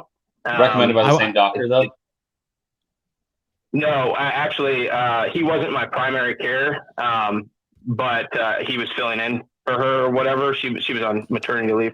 Bruce, he did 100 these are 100 pull-ups, 100 push press, 75 toes to bar, 75 front squats, 50 muscle ups, and 50 thrusters. That was the workout. I mean, it's all unbroken. Oh shit. And when he says unbroken, divide all those numbers by 5. So he did, you know, the 10 muscle ups, 20. Okay. Well, that makes sense. Well, keep us posted. So, I hope you heal. I hope you heal up. I'm curious if you're going to be freaked out now to go that hard. No, I'm not, but I have made some critical adjustments given the circumstances. I went in at 67,000 CK levels, and the doctors were freaking the fuck out. And so this doctor that I saw, he was not convinced it was rhabdo and was edging against it, saying that I just needed to stretch my muscles out. And so I basically had to push back on him and say, no, I need a blood panel. And he was like, fine, we'll do a blood panel. They called me the next day and they were like, go to the fucking hospital. You're about to die. Damn. And so on my way to the ER, I blacked out while I was driving, and I probably made it about 100 yards before I came to and realized I don't know what the fuck just happened. And so I called 911 and pulled over. And thankfully I was right next to a police station that had EMS. And so they threw me in the back of the truck and took me to the hospital. And that's where I spent Christmas. I had some pretty significant liver damage. Nothing irrecoverable, no kidney damage, thankfully. But the levels were extremely high, and they were pretty freaked out, as I was myself. And it's a very eye-opening experience to be holding your 3-month-old in a hospital bed hooked up to IVs and EKG, and she's just smiling and laughing, and all you're thinking about is like, man, I could lose a kidney or I could die. And you think about the absence, right? I wasn't afraid of dying. I was afraid of that absence, like not being there for her, not being able to run with her and play soccer with her growing up or something. And all I could think about was, man, like I was drinking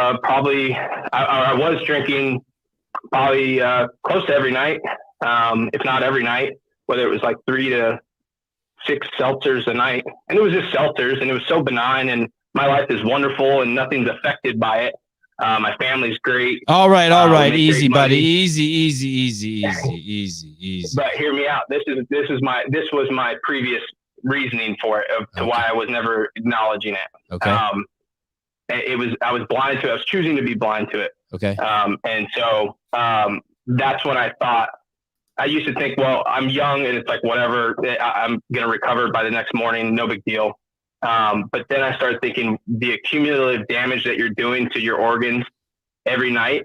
You might be healthy and you might be able to recover, but what if something else comes in from the outside, like a rhabdo, and you just set yourself over the edge because you chose to drink every night, and now you lose a kidney, not because of rhabdo, but because you were putting your kidneys and your organs under so much stress every night, and you failed to observe that and make an adjustment just because things were going well. Okay. And So don't drink, be smart with your workouts, and don't die while you have a young daughter. Correct. Exactly. I want to give you one piece of advice from Trish in the comments. Don't chop your kid's dick off and go rest up. I definitely won't chop my daughter's dick off. Don't worry, Trish. All right. Hey, thank you, brother. I'm glad you're okay. And thank you. Yeah. Thank you, guys. You Okay. take care. Bye. Bye. How many seltzers you have and what you're drinking. Just I drink. That's enough. One sentence. I drink. Need specifics. Mr. Vowell. You owe me 99 cents for that therapy. There was Matt Schindeldecker in regards to what Matt was saying about people needing to get together and talk. Matt's right in most cases, especially with youth and trauma we see them go through. Matt, what about the fact that most of these kids have just fucked up parents anyway, and it's the talking that fucked the kids up? That's what I'm worried about. Just leave it at Matt's right. Okay, fine. Matt's right. And yeah, Matt's right. Okay. The Matts are right. The Matts are right. That wasn't a nice wrap up. He got 14 minutes. If I wrapped it up, it's 3 minutes. Longer than Nate Edwards. Listen, guys. If you're not going to tell me a story about Danielle Brandon or there's no nudity in it or something, you get 4 minutes most. We don't need near-death stories, okay? It's too sad. We don't get a lot of callers here. I don't want to hate on anyone, but there's got to be some sort of ground rules. So changes to the Dylan podcast. Okay. Hey, you know what? You know what's interesting too about what Kurt said is that I don't think we've brought up Jeffrey Epstein. I don't really talk about Epstein on this show. That's why I thought it was. Because I couldn't even watch the Netflix special. I watched like 30 minutes. I'm like, this is fucking gross. Philip Kelly, $4.99 caller. You'll be all right. I spent 2 days in the hospital with rhabdo. Glad you're still here and able to tell us about this. Yeah, thank you. There's a guy who was in the hospital for like a month. Who was? Oh, that Philip guy. Kelly. Yeah, Philip Kelly. Yeah. Yeah. Caleb, don't worry. I didn't cut my hair. Okay, good. I know you were really concerned with me potentially cutting it in one of the last shows. So massively concerned. So you guys know Andrew Tate got arrested. We still have no fucking exact idea why. That depends on where you're getting your sources, but it could be fucking bad. It could be bad. He's already been released. He has? Yeah. And did you see him on one of the Nelk Boys podcasts? He almost predicted this exact thing. He said, once you go outside the matrix and they tell you to keep your mouth shut, he goes, I've already burned one of my lives because they canceled me. He goes, the second life I'll burn is after they arrest me. And then the third one will be when they try to kill me. He already tweeted that he put the matrix sent its agents. So he's already out. It's crazy. The accusations are that he's basically collecting girls and then using them to run OnlyFans pages. Is that the basic? I mean, yeah, I think that was a presumed charge. Is there a caller on? What's that noise? Oh yeah, caller. Hi. Oh hi. Good morning. Hi. Good morning. How you guys doing? Hi, Kurt. Is it Kurt? No, not Kurt. No, it's not Kurt. Don't do that to me. I wanted to touch on something that you guys had talked about. What was his name the other day? Rod Richards. Oh yeah, the father, the guy who does the father. Yeah. And I was trying to look at it from both perspectives because you had brought up that towards the end of the podcast where you had brought up like why tell your kids or why talk to your kids that they're different race, different whatever. Like what's the purpose for that? And he kind of pushed back a little bit just for the sake that he wanted to be the one that introduced that to his kids just to prepare them, just to be the ones to prepare them. Yeah, I was like, hey, why tell your kids that the world hates black people or hates Jews? That's like a common theme among Jews and blacks. I'm like, why not just let them figure it out? No one told me that when I was 16, my nose was going to grow in and that fucking I'll never pick a girl up at a bar because I'm 5'5". Like, no, like I had to figure that shit out on my own. Like someone needs to see me play Frisbee or I have to be able to look in your eyes and talk to you before I can fucking hold your hand. I have limits. I have limits of what I'm capable of in this world. Yeah. And so I appreciated his perspective on it at the same time. But I see, because my son's 9 years old. He has a black friend and plays with him all the time.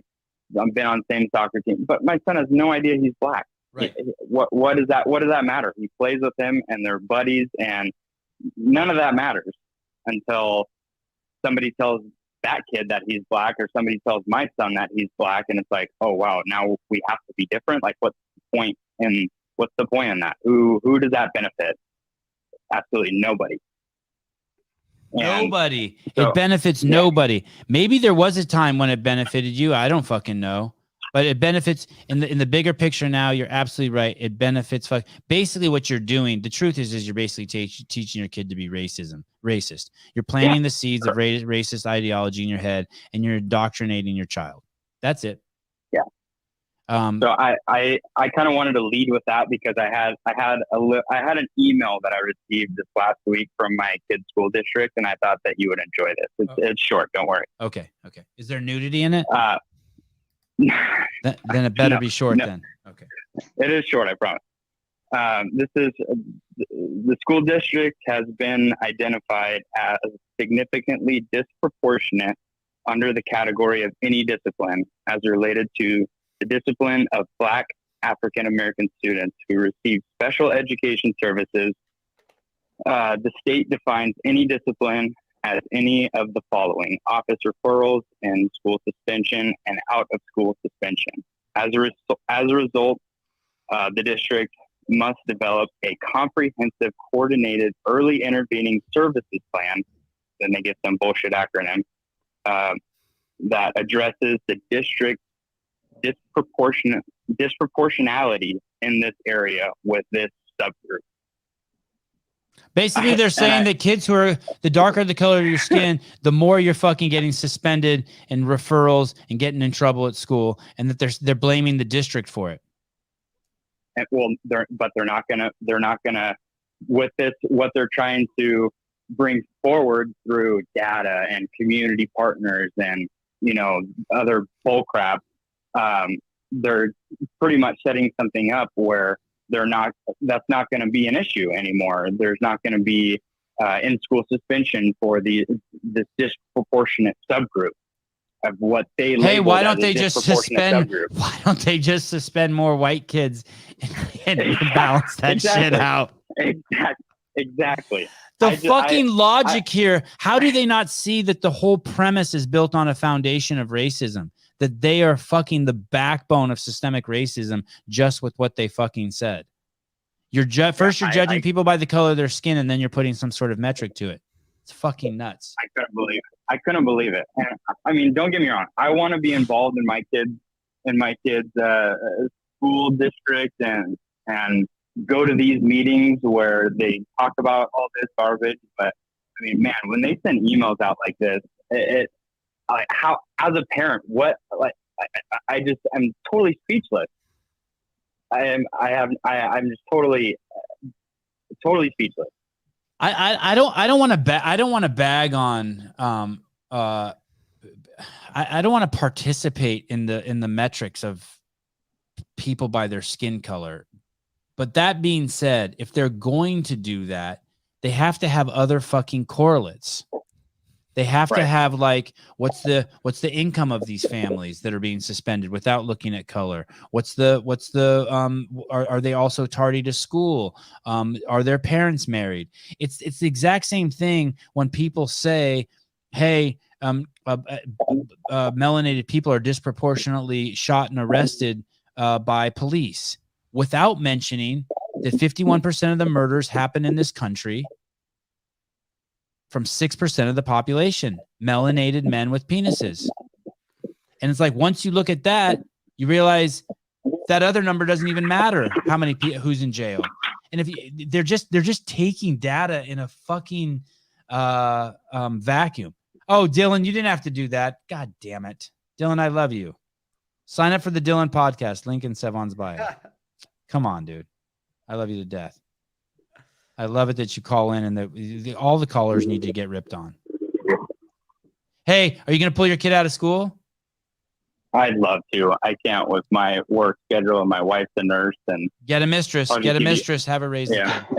There you go. Yeah, but just just wrap this up real quick and kind of how I and how I started is like, who does this help? Who does this serve? Like, it serves absolutely nobody. You take the wind out of the teacher sails who how about the good kids? How about the good kids who are melanated who now also have to fucking be a part of that? Now everyone's looking at them like, oh, you can't get suspended. You can do whatever you want. And no smart person wants to be with any assholes. Like there's not parents there, black parents there who are like, oh, this is great. Not if you have a straight A student. It's not. You're fucking pissed. And the animosity that you create with the white kids or the Asian kids or whoever else that now I'm getting suspended for the same types of things or getting in trouble for the same types of things that these other people aren't getting suspended for. It just creates, it serves nobody. And it's just super frustrating. So all right, brother. Thank you. Go back to back and on Kurt. Yeah. All right. Thank you. All right. Thanks, guys. Bye. DJ, I'm not sure exactly what you're saying, but here's the thing. Like, if you need a bouncer I'm not going to do it. Yeah. Okay. This one's really cool. $2.99. I'd never heard this about ice baths before. This explanation of why ice baths are so valuable. I don't know if this is true, but if it is true, fuck, it's amazing. Here we go. As we apply a thermal stress, if we expose ourselves to heat or cold, our body tries to defend itself. Mm-hmm. So how does it defend itself? It strengthens. If you get in an ice bath, your liver will freak out. It will panic and it will dump cold shock proteins into your blood to try to save your life. And these magnificent proteins, they're free. They're made by your liver. You have an endless supply of them. It dumps them into the bloodstream and scours the body of free radical oxidation, increases the rate of protein synthesis. You feel amazing, not because you've reduced inflammation, but because your liver just tried to save you. So we apply a thermal stress. That's cool, right? Mm-hmm. I'm going to have to get one when I get home. Are you? What are you going to get? Are you going to try to get one of the like super, super nice ones that's like permanently cold and looks like a small... Honestly, I've seen a bunch of YouTube videos where you can just like make one yourself. Yeah. With like one of those deep freezes, and I think I might just do that. Just like get one on Craigslist and like fix it up, clean it out. Yeah, that's smart. A meat freezer. I would do it if I had the space in my apartment. Hey, Sevan, that guy was kind of the example that I was talking about earlier when you said, like, I don't know why people send their kids to school. And I was like, it's just because the system in which they live in, there's like really no other option for two working parents, or unless you have the luxury to kind of like be there, unless you radically like change a bunch of stuff. Right. And so it's interesting because even as more and more, like as the schools squeeze the vice on controlling your kids more than the parents have, it still will take so much more for people to just completely reject the school system and start pulling their kids out at numbers that would actually invoke change, just because most parents just don't have either the economic freedom to do that, or, well, pretty much that's what it comes down to, the economic freedom to be able to do that. I don't like that talk, Souza. I know, but it's I don't like that talk. All they're gonna do is think, oh, you don't have. We'll just give you more money so you can do it. No. This isn't a product to talk of like the government. The government will never give you more money so you could do it if that's the case. But it also goes to show why most people don't flee countries even under the worst conditions unless it's war torn and they're like absolutely forced to leave. So if you really look into immigration, a ton of people are looking for better lives, but it's not like they're picking up from a mediocre life and moving. Most of them won't leave until their homes start to get like absolutely destroyed and they become refugees, or the little alternative is to stay and die because conditions are so bad. But if it's just above that point, most people will still stay. I hear you. Unfortunately, when you describe it like that too, I think I would be one of those people. I hate change on certain levels. Most people do. Before Elizabeth Warren lost her mind, she wrote a great book called Two Income Trap. We've tried to convince women they have to work in order to have value to society. Primary duty is raising kids. No shit. Mm-hmm. God, she's fucking lost her shit. I came across this stat the other day. Nancy Pelosi's net worth when she took office, according to the Washington Free Beacon, was $31 million when she took office in 2008. Now, in 2021, her net worth has increased by $140 million, and she's now worth $171 million. Must have been a couple good years for her, huh? Couple. Here's the thing. I have no problem. Get as rich as you fucking want, but how did you do that while being a public servant? Like, you're a public fucking servant. Shouldn't be allowed to do that. But them, like most of the people in our government, regulate themselves. Okay, we talked about Epstein. Yeah. Oh my goodness. Hey, I do. That's awesome. You pulled this up. Will you go to that website, that Instagram account?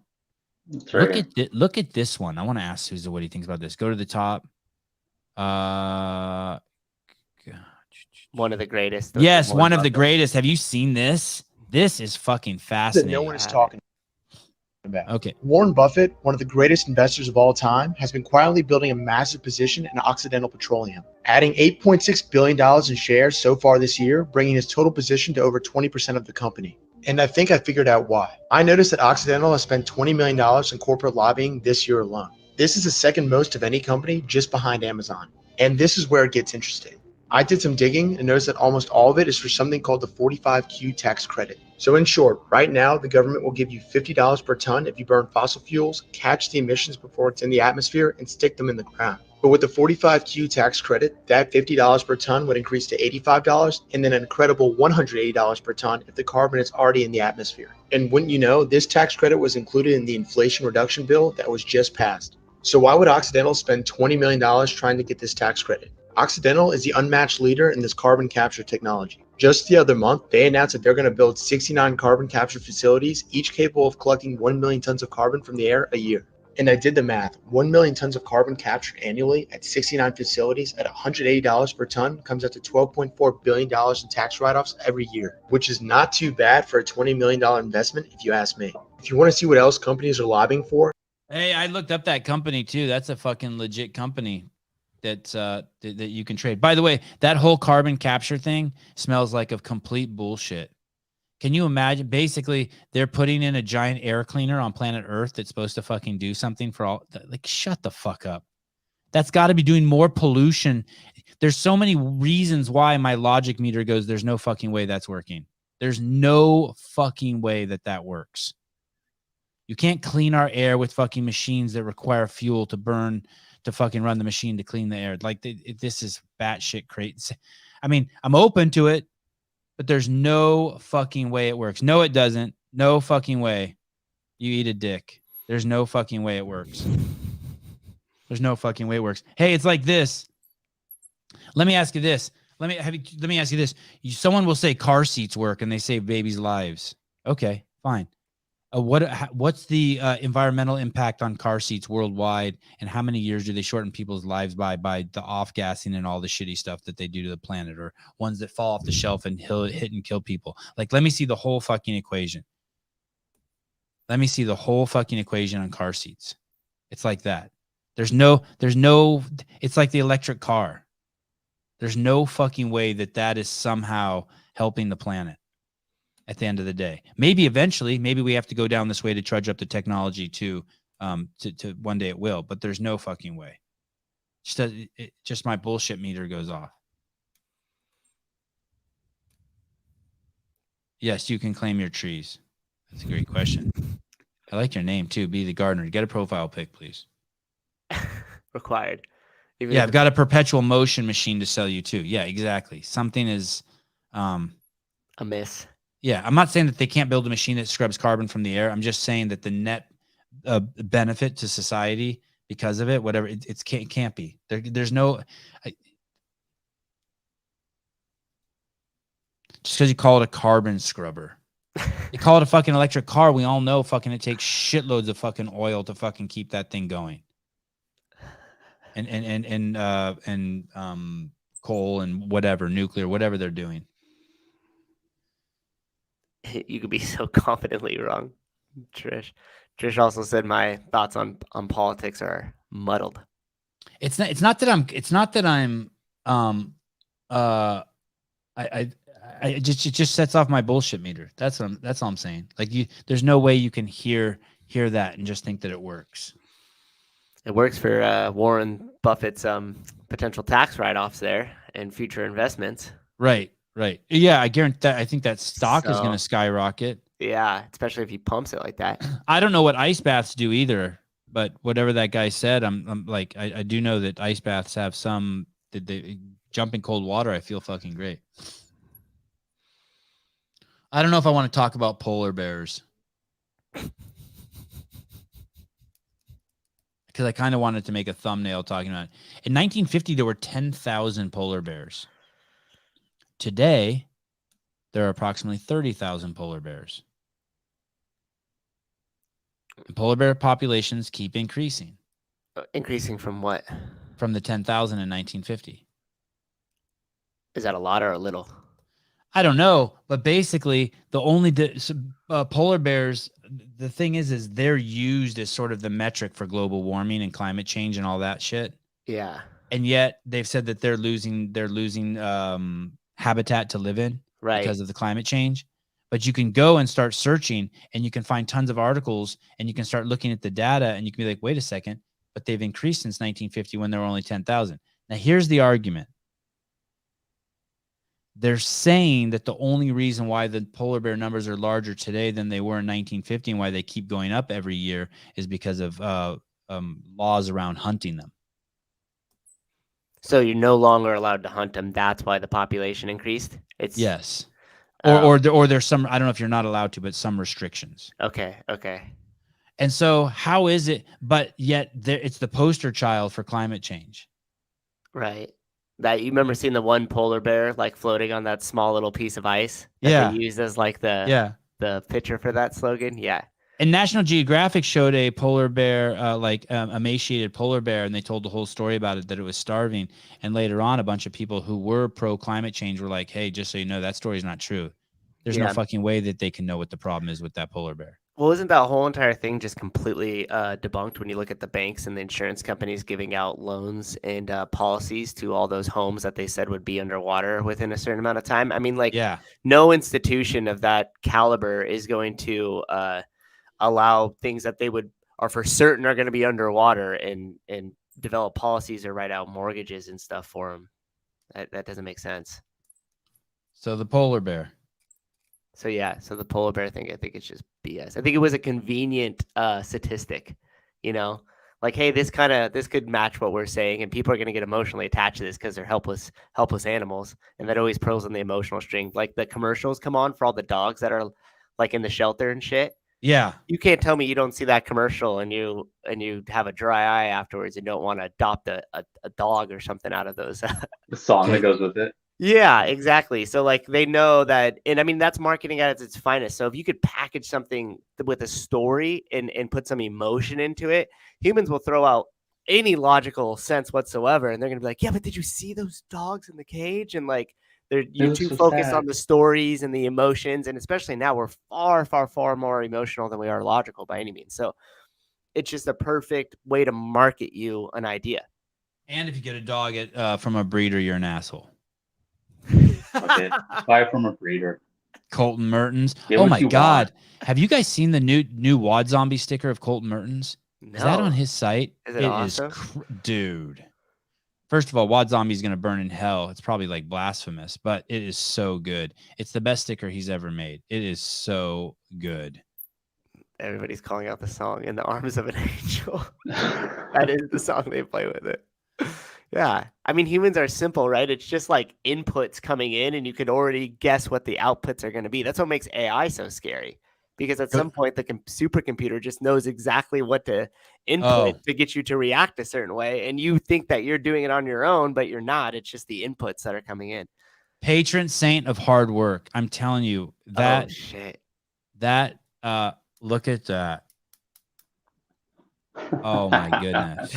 Oh my goodness. It is crazy. That. I'm sticking that on my van. That's so good. It is nuts. I wonder if he laughed when he saw it. I wonder what he thought. He probably did an air chortle. He goes, and then went on about his day. Oh, that cat. That's the song they're gonna play at your funeral. Jeez, Louise. Have you ever heard that joke about somebody saving up a shit ton of money to invite John Stamos to their funeral?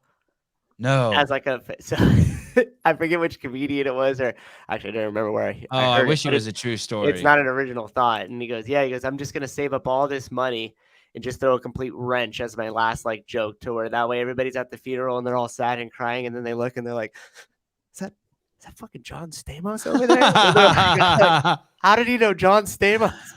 That's pretty good. If you care about your family, you'll do that. I want to show you a story of well, let's just look at the story. 293. This is a guy who, a friend called him. I guess Buffalo had a crazy storm. I looked yesterday and 40 people have died in it already. Got trapped. 40 people have froze to death. Damn. And this guy, maybe you can don't start with this, but start somewhere. Is there another picture? Skip over this. Show the group photo. So this guy basically gets a call. There he is, right in the center. Okay, so this guy gets a call from a friend and says, hey, dude, my car broke down. I need fucking help. So he goes out to save his friend in his car, and his car breaks down. And he realizes he's going to fucking freeze to death. So he gets out of his car, and while he's looking for going door to door, he finds two other people in their cars who are stuck, who are going to freeze to death. And one of them is an old lady, so it must be one of those people in the picture, and one of them someone else, right? And he goes door to door looking for a fucking place to stay. And the people in Buffalo turn him away. They're like, no, you can't stay the night here. No, they can't stay the night here. And it's freezing outside. Oh, shit. Freezing. So he comes across a school. And he breaks into the school and he opens the school. And then he goes back out and he finds these other people who are in their cars freezing, and he brings them all in there. That guy in the middle with the fucking apron on, or the not apron. What are those things called? Overalls. Snow pants. Snow pants. Thank you. So why isn't the title of this story, White Man Saves 9 Black People? Well, because it fucking doesn't matter. But if you're going to go the other way and you're going to say white cop kills or anything about fucking anyone, then you have to report every fucking story like that. And since they're not, this guy broke into the school and then broke into their cafeteria and fed all these fucking people. He took the lead and did that. In California, he'd have been charged.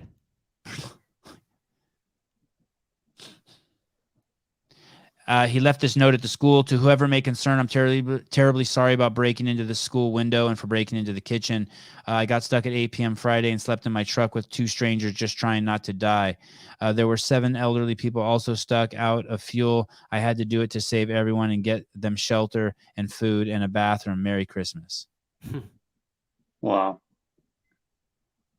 Are you fucking kidding me? What a great fucking story. He's 27.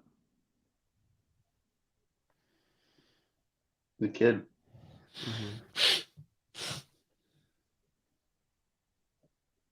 It's just these are the stories, these are the stories that should be fucking highlighted. By the way, I saw this on Fox News on the Gutfield show or one of those shows.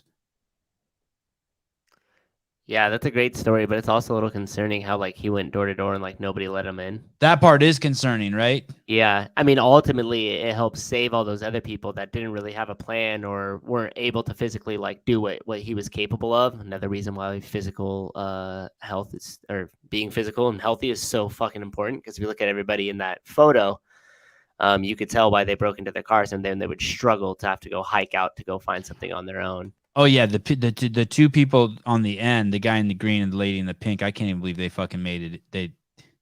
Yeah, but so it actually worked they're out. just alive. Yeah, it actually worked out that nobody did let him inside the house, because then he would have secured himself and then not been able to do what he did to save all those other people. So in the end, it worked out. But yeah, super concerning. But also put yourself in that situation. It's late, it's dark. You don't have even access to help if something were to happen to you guys. Someone comes knocking on the door. I mean, everybody's in different positions, right? What do you do, Sevan, with your 3 boys? Oh, I'd your be wife? fucked. I'd be You're fucked. like, hey, dude, I'd be fucked. I could lock you into my, studio or something like that, right? But at the end of the day, it's like you're really thinking like, wait, who is this guy and what are they gonna do to me? So that's a hard. Oh, you mean if they came to my house? No, I was picturing myself being stuck in the snow. Oh, another scenario on the flip side of that. But no, just imagine that you're sitting there. Who the fuck's that at the door? I don't know. Yeah. Open it up. It's freezing. It's just that dude. Hey, Yeah. man, I'm sorry. My car broke down. I'm freezing. I need a place to stay. Is it okay if I stay here? Yeah. How do you handle that situation too? It's tough. It's Buffalo. It's Blaine Gabbert, I don't know who that is, saving 4 people on his jet ski from a helicopter crash. Wow. That's cool too. Everyone worried about a crazy person knocking on your door. You're knocking at the crazy man's house. Oh. Good perspective too, Jerry. Yeah. Okay. This next one's I don't know. This is definitely inappropriate. 292. You gotta have to watch very closely the beginning of this video. Look where this girl's hands are. Look very closely as this video pops up and look where this girl's hands are. I've titled this, "We Are All Animals." Her hand is in her pants. Okay? Look at this video. Her hand is in her pants. Look at. She's looking at her phone.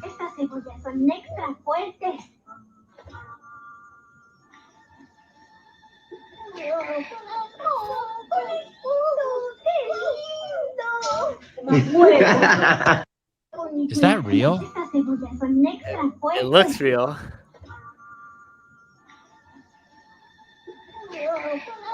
Is that common? That's just common. He titled it "Quality Control." Is that real? Gotta be. Oh my gosh. It's on the internet. David I understand maybe a sniff test, but the taste test? Yeah, just like. But the taste test? Yeah, sniff test. Yeah. The taste test is crazy. But I guess not that crazy. We're just animals. I just saw it and I go, it's just like a dog when it just licks. Like we make fun of dogs when they're just sitting on the ground, just licking their junk. I guess. Sure. Yeah, it's fucking something else. We're just right there on Instagram. But I can't ask about the efficacy of the vaccine, but you can watch a girl reach into her pants, pull it out, and then taste her fingers. That's nasty. Who would have thought? There used to be this dude at the skate park. And on the summer days, he would like skate by and he'd reach into his pants and he would rub his hands all over his ball sack. And then he would just ride by you and then just smear it across your face. And he would go ball sack sweat. And he would just hit random people at the skate park. Oh. Literally. Oh, no. Yeah. Fuck that guy. That gives skating a bad name. He got popped in the mouth one time for that. Would you rather, didn't take Caleb, long. have that guy wipe his ball sweat on you or someone spit on you? Same guy. You'd rather, like, you lose a bet to him and he's like, and you can choose whether you get the ball sweat or the spit.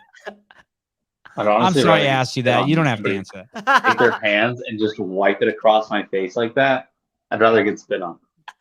And you gotta imagine this is like summer in Livermore, so it's 100+ degrees out. Yeah. And if you skateboard, it's the hottest place on earth except for where Caleb is. It is hot there. And at that time too, if you were a skater, like if you had shorts on, you weren't a skater, you were a hesher.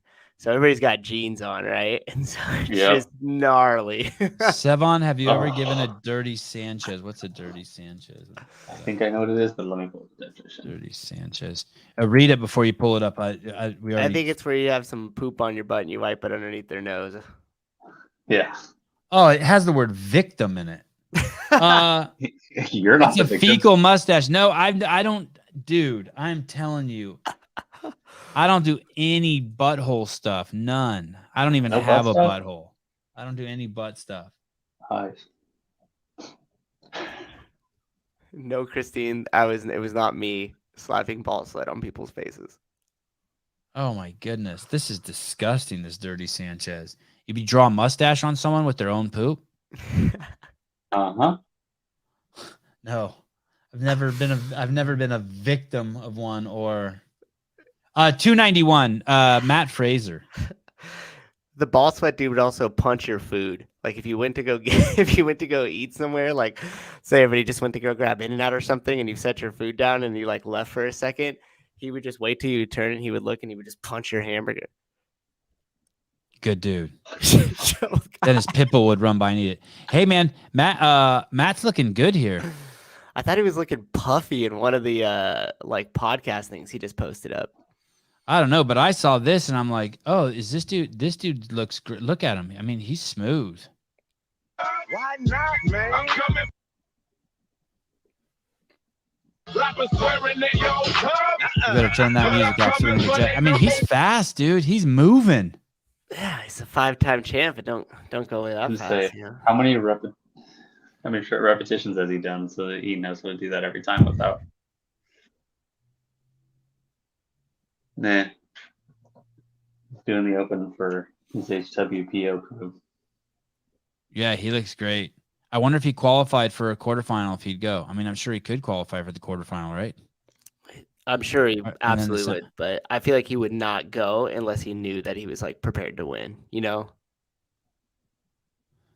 Sevan did an upper decker before he left HQ. No, I was was in denial until I swear to God, I probably went to work the day after I was fired because I didn't believe it. I was in such denial. Just like drove there and was just like, wait, what am I? Got out of the car. Someone had to probably like call the cops on me. I'm like, what are you doing? They know Bruce no-repped him. Bruce and Corey no-repped him. He's a savage. Okay. We'll do two. I gotta take the kids to jiu-jitsu soon. We'll do 290. Let's do 290. Regret. Oh, this one's good. This is a news anchor. Not in this country. I don't know what country, but they ask him if he well, check it out. This is good. I bet you there's a shitload of people like this. A shitload. I felt incredible peer pressure into getting it, and now looking back, I wish I hadn't. Here we go. He says, how many COVID injections have you had and any regrets? Yes, I will answer this. I don't mind answering it. I've had 2 and I do regret them. I felt very, very, very forced into it. I'm not telling anybody else not to get them. I've got no problem with anyone doing it at all. I felt incredibly peer pressured into getting it. And actually now, when I look back on it, I wish I hadn't. Why? Not because of the injection itself, but because I feel I didn't do it for the right reasons. I did it because I caved into pressure. And that doesn't make me feel nice about myself. There you go. Ask a question. I will answer it. A lot of people there would have said it's none of your business, not me. Anyway. Wow. So we talked about this on the show.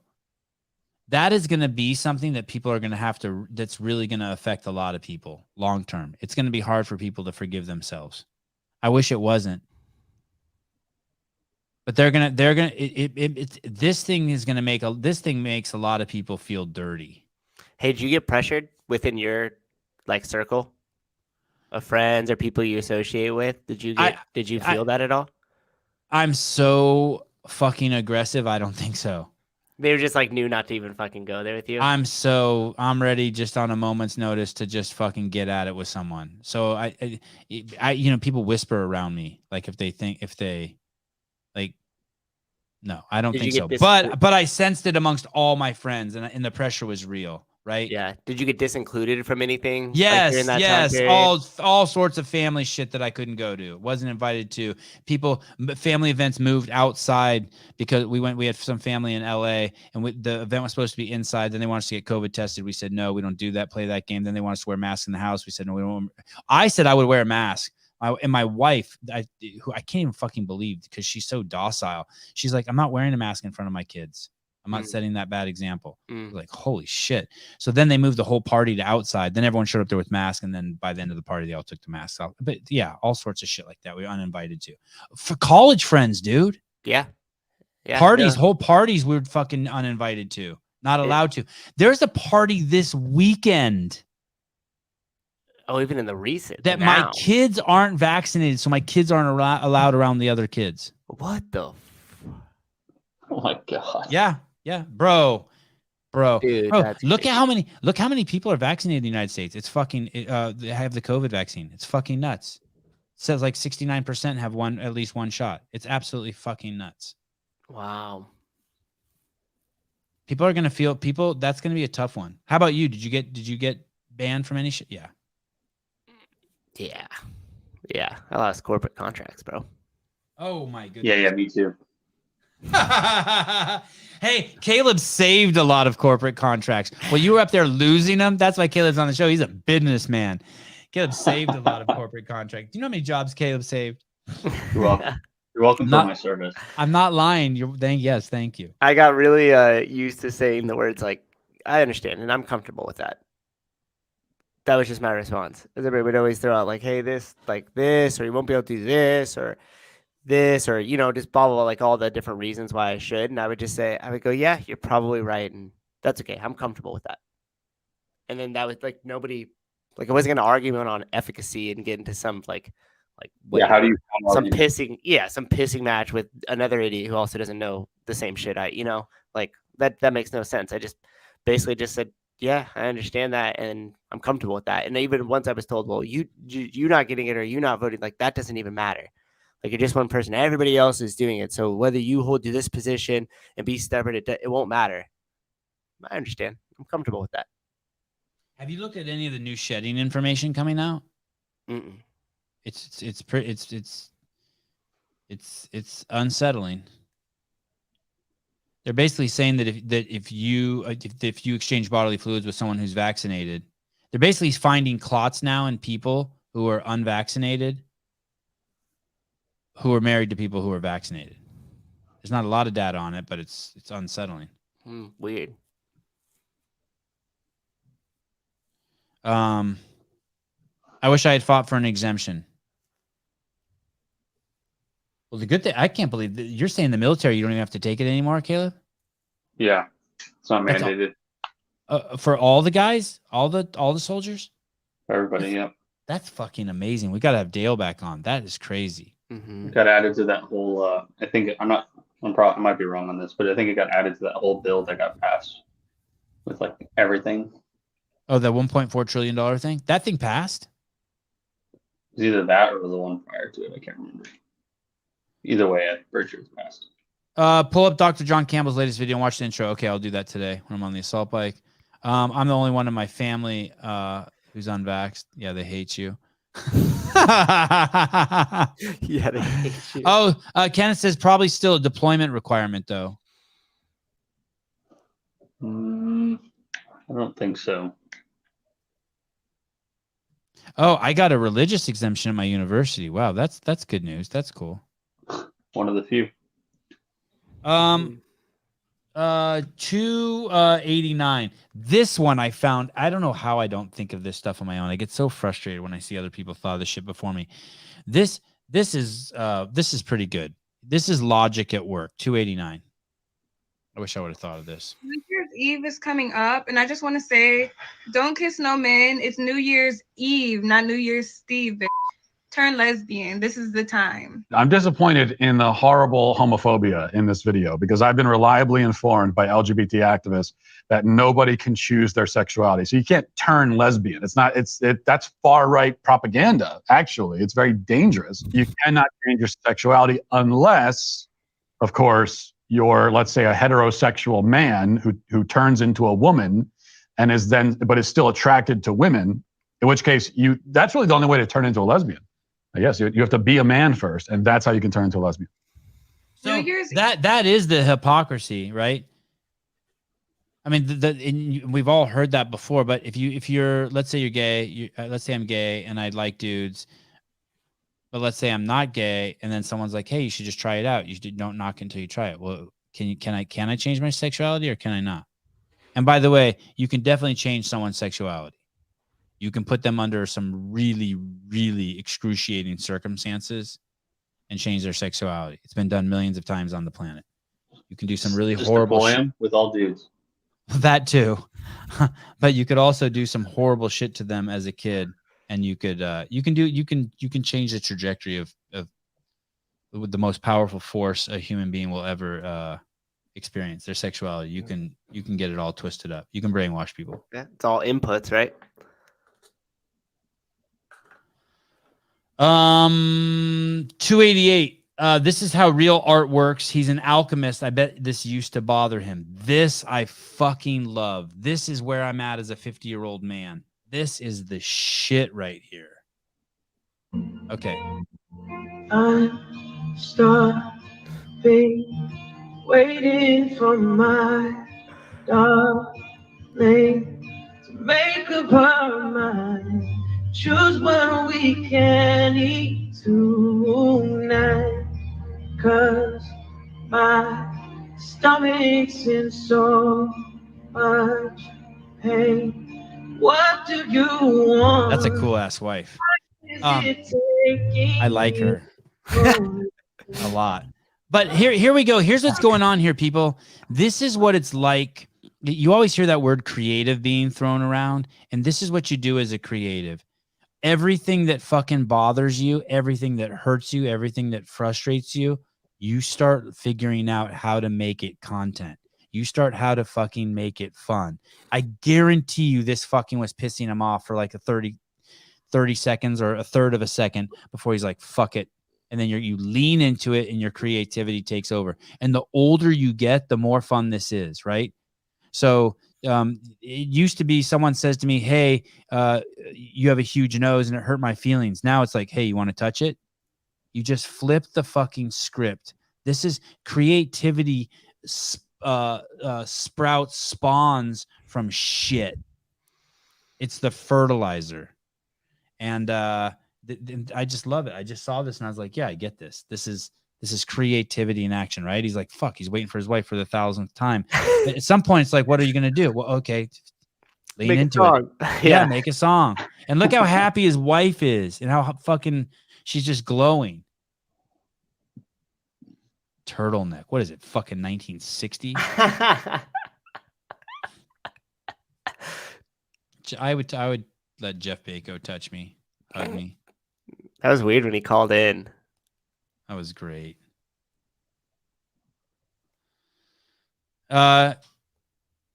Will, you sound like the guy who stands in Union Square with a microphone telling everyone they're going to hell. Will, she fucking pegged you, dude. Did you see what he wrote back? Oh, those guys are on to something. Yeah, that's good. And then she writes back, more like they need to be on something. Well, oh my goodness. Love the banter back and forth in the comment section. I like Will in my DMs. He always pushes me just a little. It's like when my kid says something funny and then says something else. I'm like, dude, you went too far. Fuck the joke. You just went. Will always like takes me to the edge. Took it too far. Yeah. But I like it. That's funny. Liver King and Shaq, CrossFitters rowing across the Atlantic. Okay, let's look at this real quick. 285.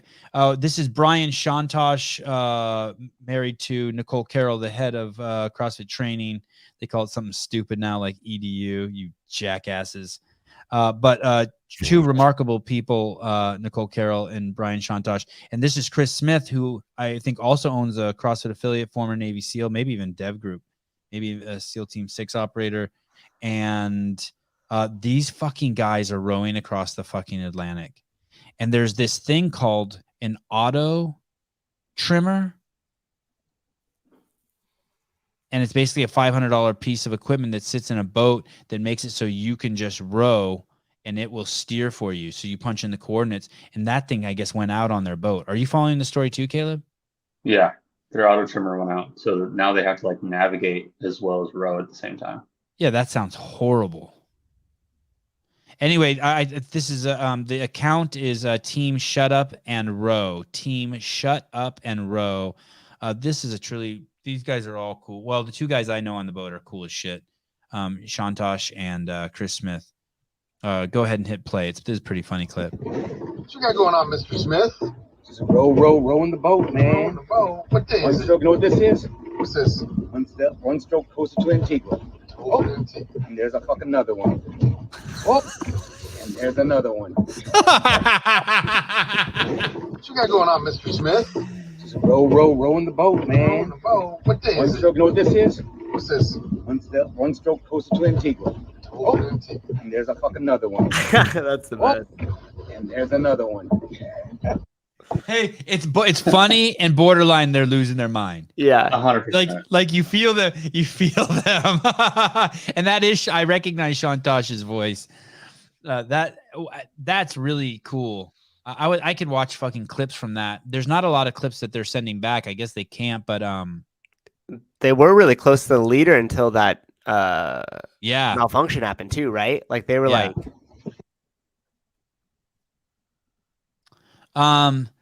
the news that fellow team Fight ORD has capsized has not been able to right the boat and subsequently were rescued by a bulk carrier ship after deploying their life raft. Holy shit. Fight or die. Oh, say that again? Fight or die. Oh, yeah. Oh, shit. Let me read that again. Wow. The news that fellow team Fight or Die have capsized, not been able to right the boat, and subsequently were rescued by a bulk carrier ship after deploying their raft hits close to home. They were another All-American team, another team of vets, another crew of 4. Shut Up and Rose rowers and wider support team are relieved to hear that all 4 crew members were plucked up out of the water successfully. Wow. Damn. Best wishes to Nick, Chad, Will, and Tommy. Extremely tough times, but we're all glad to see her safe now. I wonder if there's any girl. Nicole Carroll writes, very sorry to hear this happen to them and very glad to hear that you all are okay. Holy shit. Yeah, I bet she is. I'd be freaking out if I was Nicole. Yeah. She's fucking married a fucking wild man. Yeah, look at that picture of them like in the middle of the ocean across the globe, that little GPS shot, the one above it. Yeah. Yeah, like that's what are you doing out there? They are, dude. Like Bermuda Triangle, dude. Oh, it's all fun and games till it gets fucking dark out there. Oof. Terrifying. Anyway, give that a follow. That's gonna be cool. That'll be cool. That'll be fun to follow them and watch them come in if they make it. Hey, what irony, right? The name Fight or Die, and that boat capsized. I want to say they've done that before. The Fight or Die team, they've done that same row or like something naming similar is already. the particular origin of all things. Origin. Jeremy Garcia, Happy New Year! Another great year on tap for Sevan and Company. Yeah, I'm pretty excited about this year. I'm pretty excited about Wadapalooza. I know I'll get burnt out quickly, but right now I'm in the excited phase.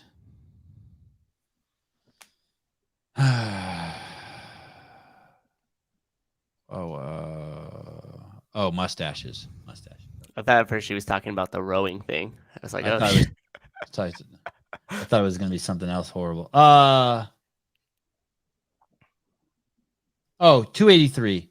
I wanted to point this out to help the CrossFit Games out.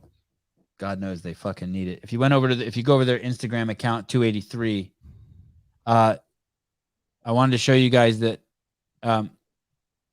Shadburn faced off against Danielle Brandon, and Pellner went up against Noah Olson after Pellner. Who's that? What athlete is that? Can you see that? Check that out. Oh, no shit.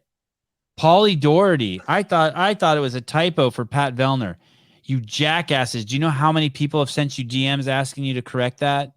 He's like the second or third fucking biggest name active in the fucking sport that's got a penis. You can't get his link right. Dang. I remember when that happened to me from the CrossFit HQ site. Dude, we would rail people if a fucking typo stayed in when I was running media. Rail them. Completely nice, must have missed it when it happened to me. We tagged you wrong? Yep. Well, you're not Patrick Vellner, so no. eat it. You guys used a picture of one time that we submitted for the workout of the day from my gym. Yeah. And we were super pumped, and you guys tagged the wrong CrossFit. And we wrote did multiple it get times, fixed? and nobody ever corrected it. Oh, that sucks. What year was that? Probably would have been like 2015. I apologize from the bottom of my heart. Oh, the phone rings, and I don't even see. It doesn't even make noise anymore. Caller, hi.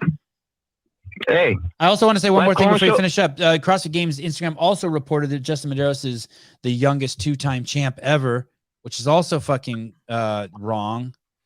You donkeys. It's Annie Thor's daughter. You could go on endlessly. I'll stop there. They have a whole list of things that those knuckleheads do wrong. Okay, go ahead, caller. Hey, we can have a live call-in show tonight? I want to. Is this Gabe? No, it's Jethro. Oh, hey, what's up, dude? Jethro, what's up? East Coast, regardless. What's up? Oh, isn't that trippy? I recognize something's the same. Oh shit, 9:30. Okay, you're gonna be the last topic. Should we do one tonight? I want to. I sent a text out to Hiller and Sousa, and neither of them replied. Oh, I thought that was just Hiller. I won't be available. He will not be available. I will not be here. Well, I just called to say Happy New Year to everyone if you don't have a live call-in show. You just what to say the word called again for me? Called. I wanted to say Happy New Year in case there wasn't a call-in show. Yeah, okay. Well, thank you. That's really cool. Happy New Year. Yeah. Happy New Year. Call-in show. Happy New Year. Hey, do you have a brown bag in your car that's full of money? No. Sorry. Do you have a gun in your waistband? No. Fuck. I don't understand you at all then. I've completely misjudged you. No, I don't drive a little Honda either. I pictured an old American car. Do you remember that show Hunter? I remember Knight Rider. Oh yeah, that was a great show too. It was kind of in that era. Hunter, he was a cop and he had a line. What would he say? He had a big ass gun. God, I loved that show. I pictured you driving a car like that, old American car.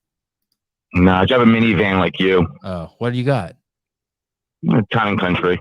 Oh, is it good? I just drove an American minivan the other day and it was fucking awesome. It was so fast compared to my fucking Toyota. Minivans are awesome. Is yours an American? Is it Town and Country? Is that an American car? Chrysler, yeah, Chrysler. Well, everything's made overseas, but is it fast?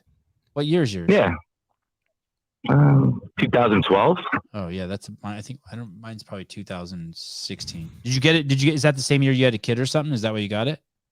Yeah, I got 4 kids. So. Ooh. Oh, Dick Butter got the Grand Caravan. I don't know which one I drove the other day, but it was crazy fast. It was way faster than mine. All right. Well, thank you. Hey, do you think we should do a show tonight? Hell yeah. All right. Me too. I want to do holiday shows. I'm in New York, but I got to be in bed like 10:30. So just wanted to say, he's going to miss it anyways. All right. Well, thank you. I appreciate you calling. You have a very nice voice. Peace and love. Peace and love. Bye. Later, dude. All right, that's it. I got to go. I'm taking the kids to jiu-jitsu. Guys, thank you everyone for tuning in. We will probably schedule a show this evening. I'm not sure what time. Are you drinking tonight, Sousa? No. We'll be up early tomorrow, and I got to finish cleaning out the rest of my aunt's storage shed like right after the podcast. Oh, then that doesn't sound like I don't believe Sousa won't be here tonight then. If he's all right. Thank you, Mr. Beaver. Thank you, Mr. Sousa. Thank you for all the listeners. Kurt, may the fleas of 1,000 camels infest your armpits.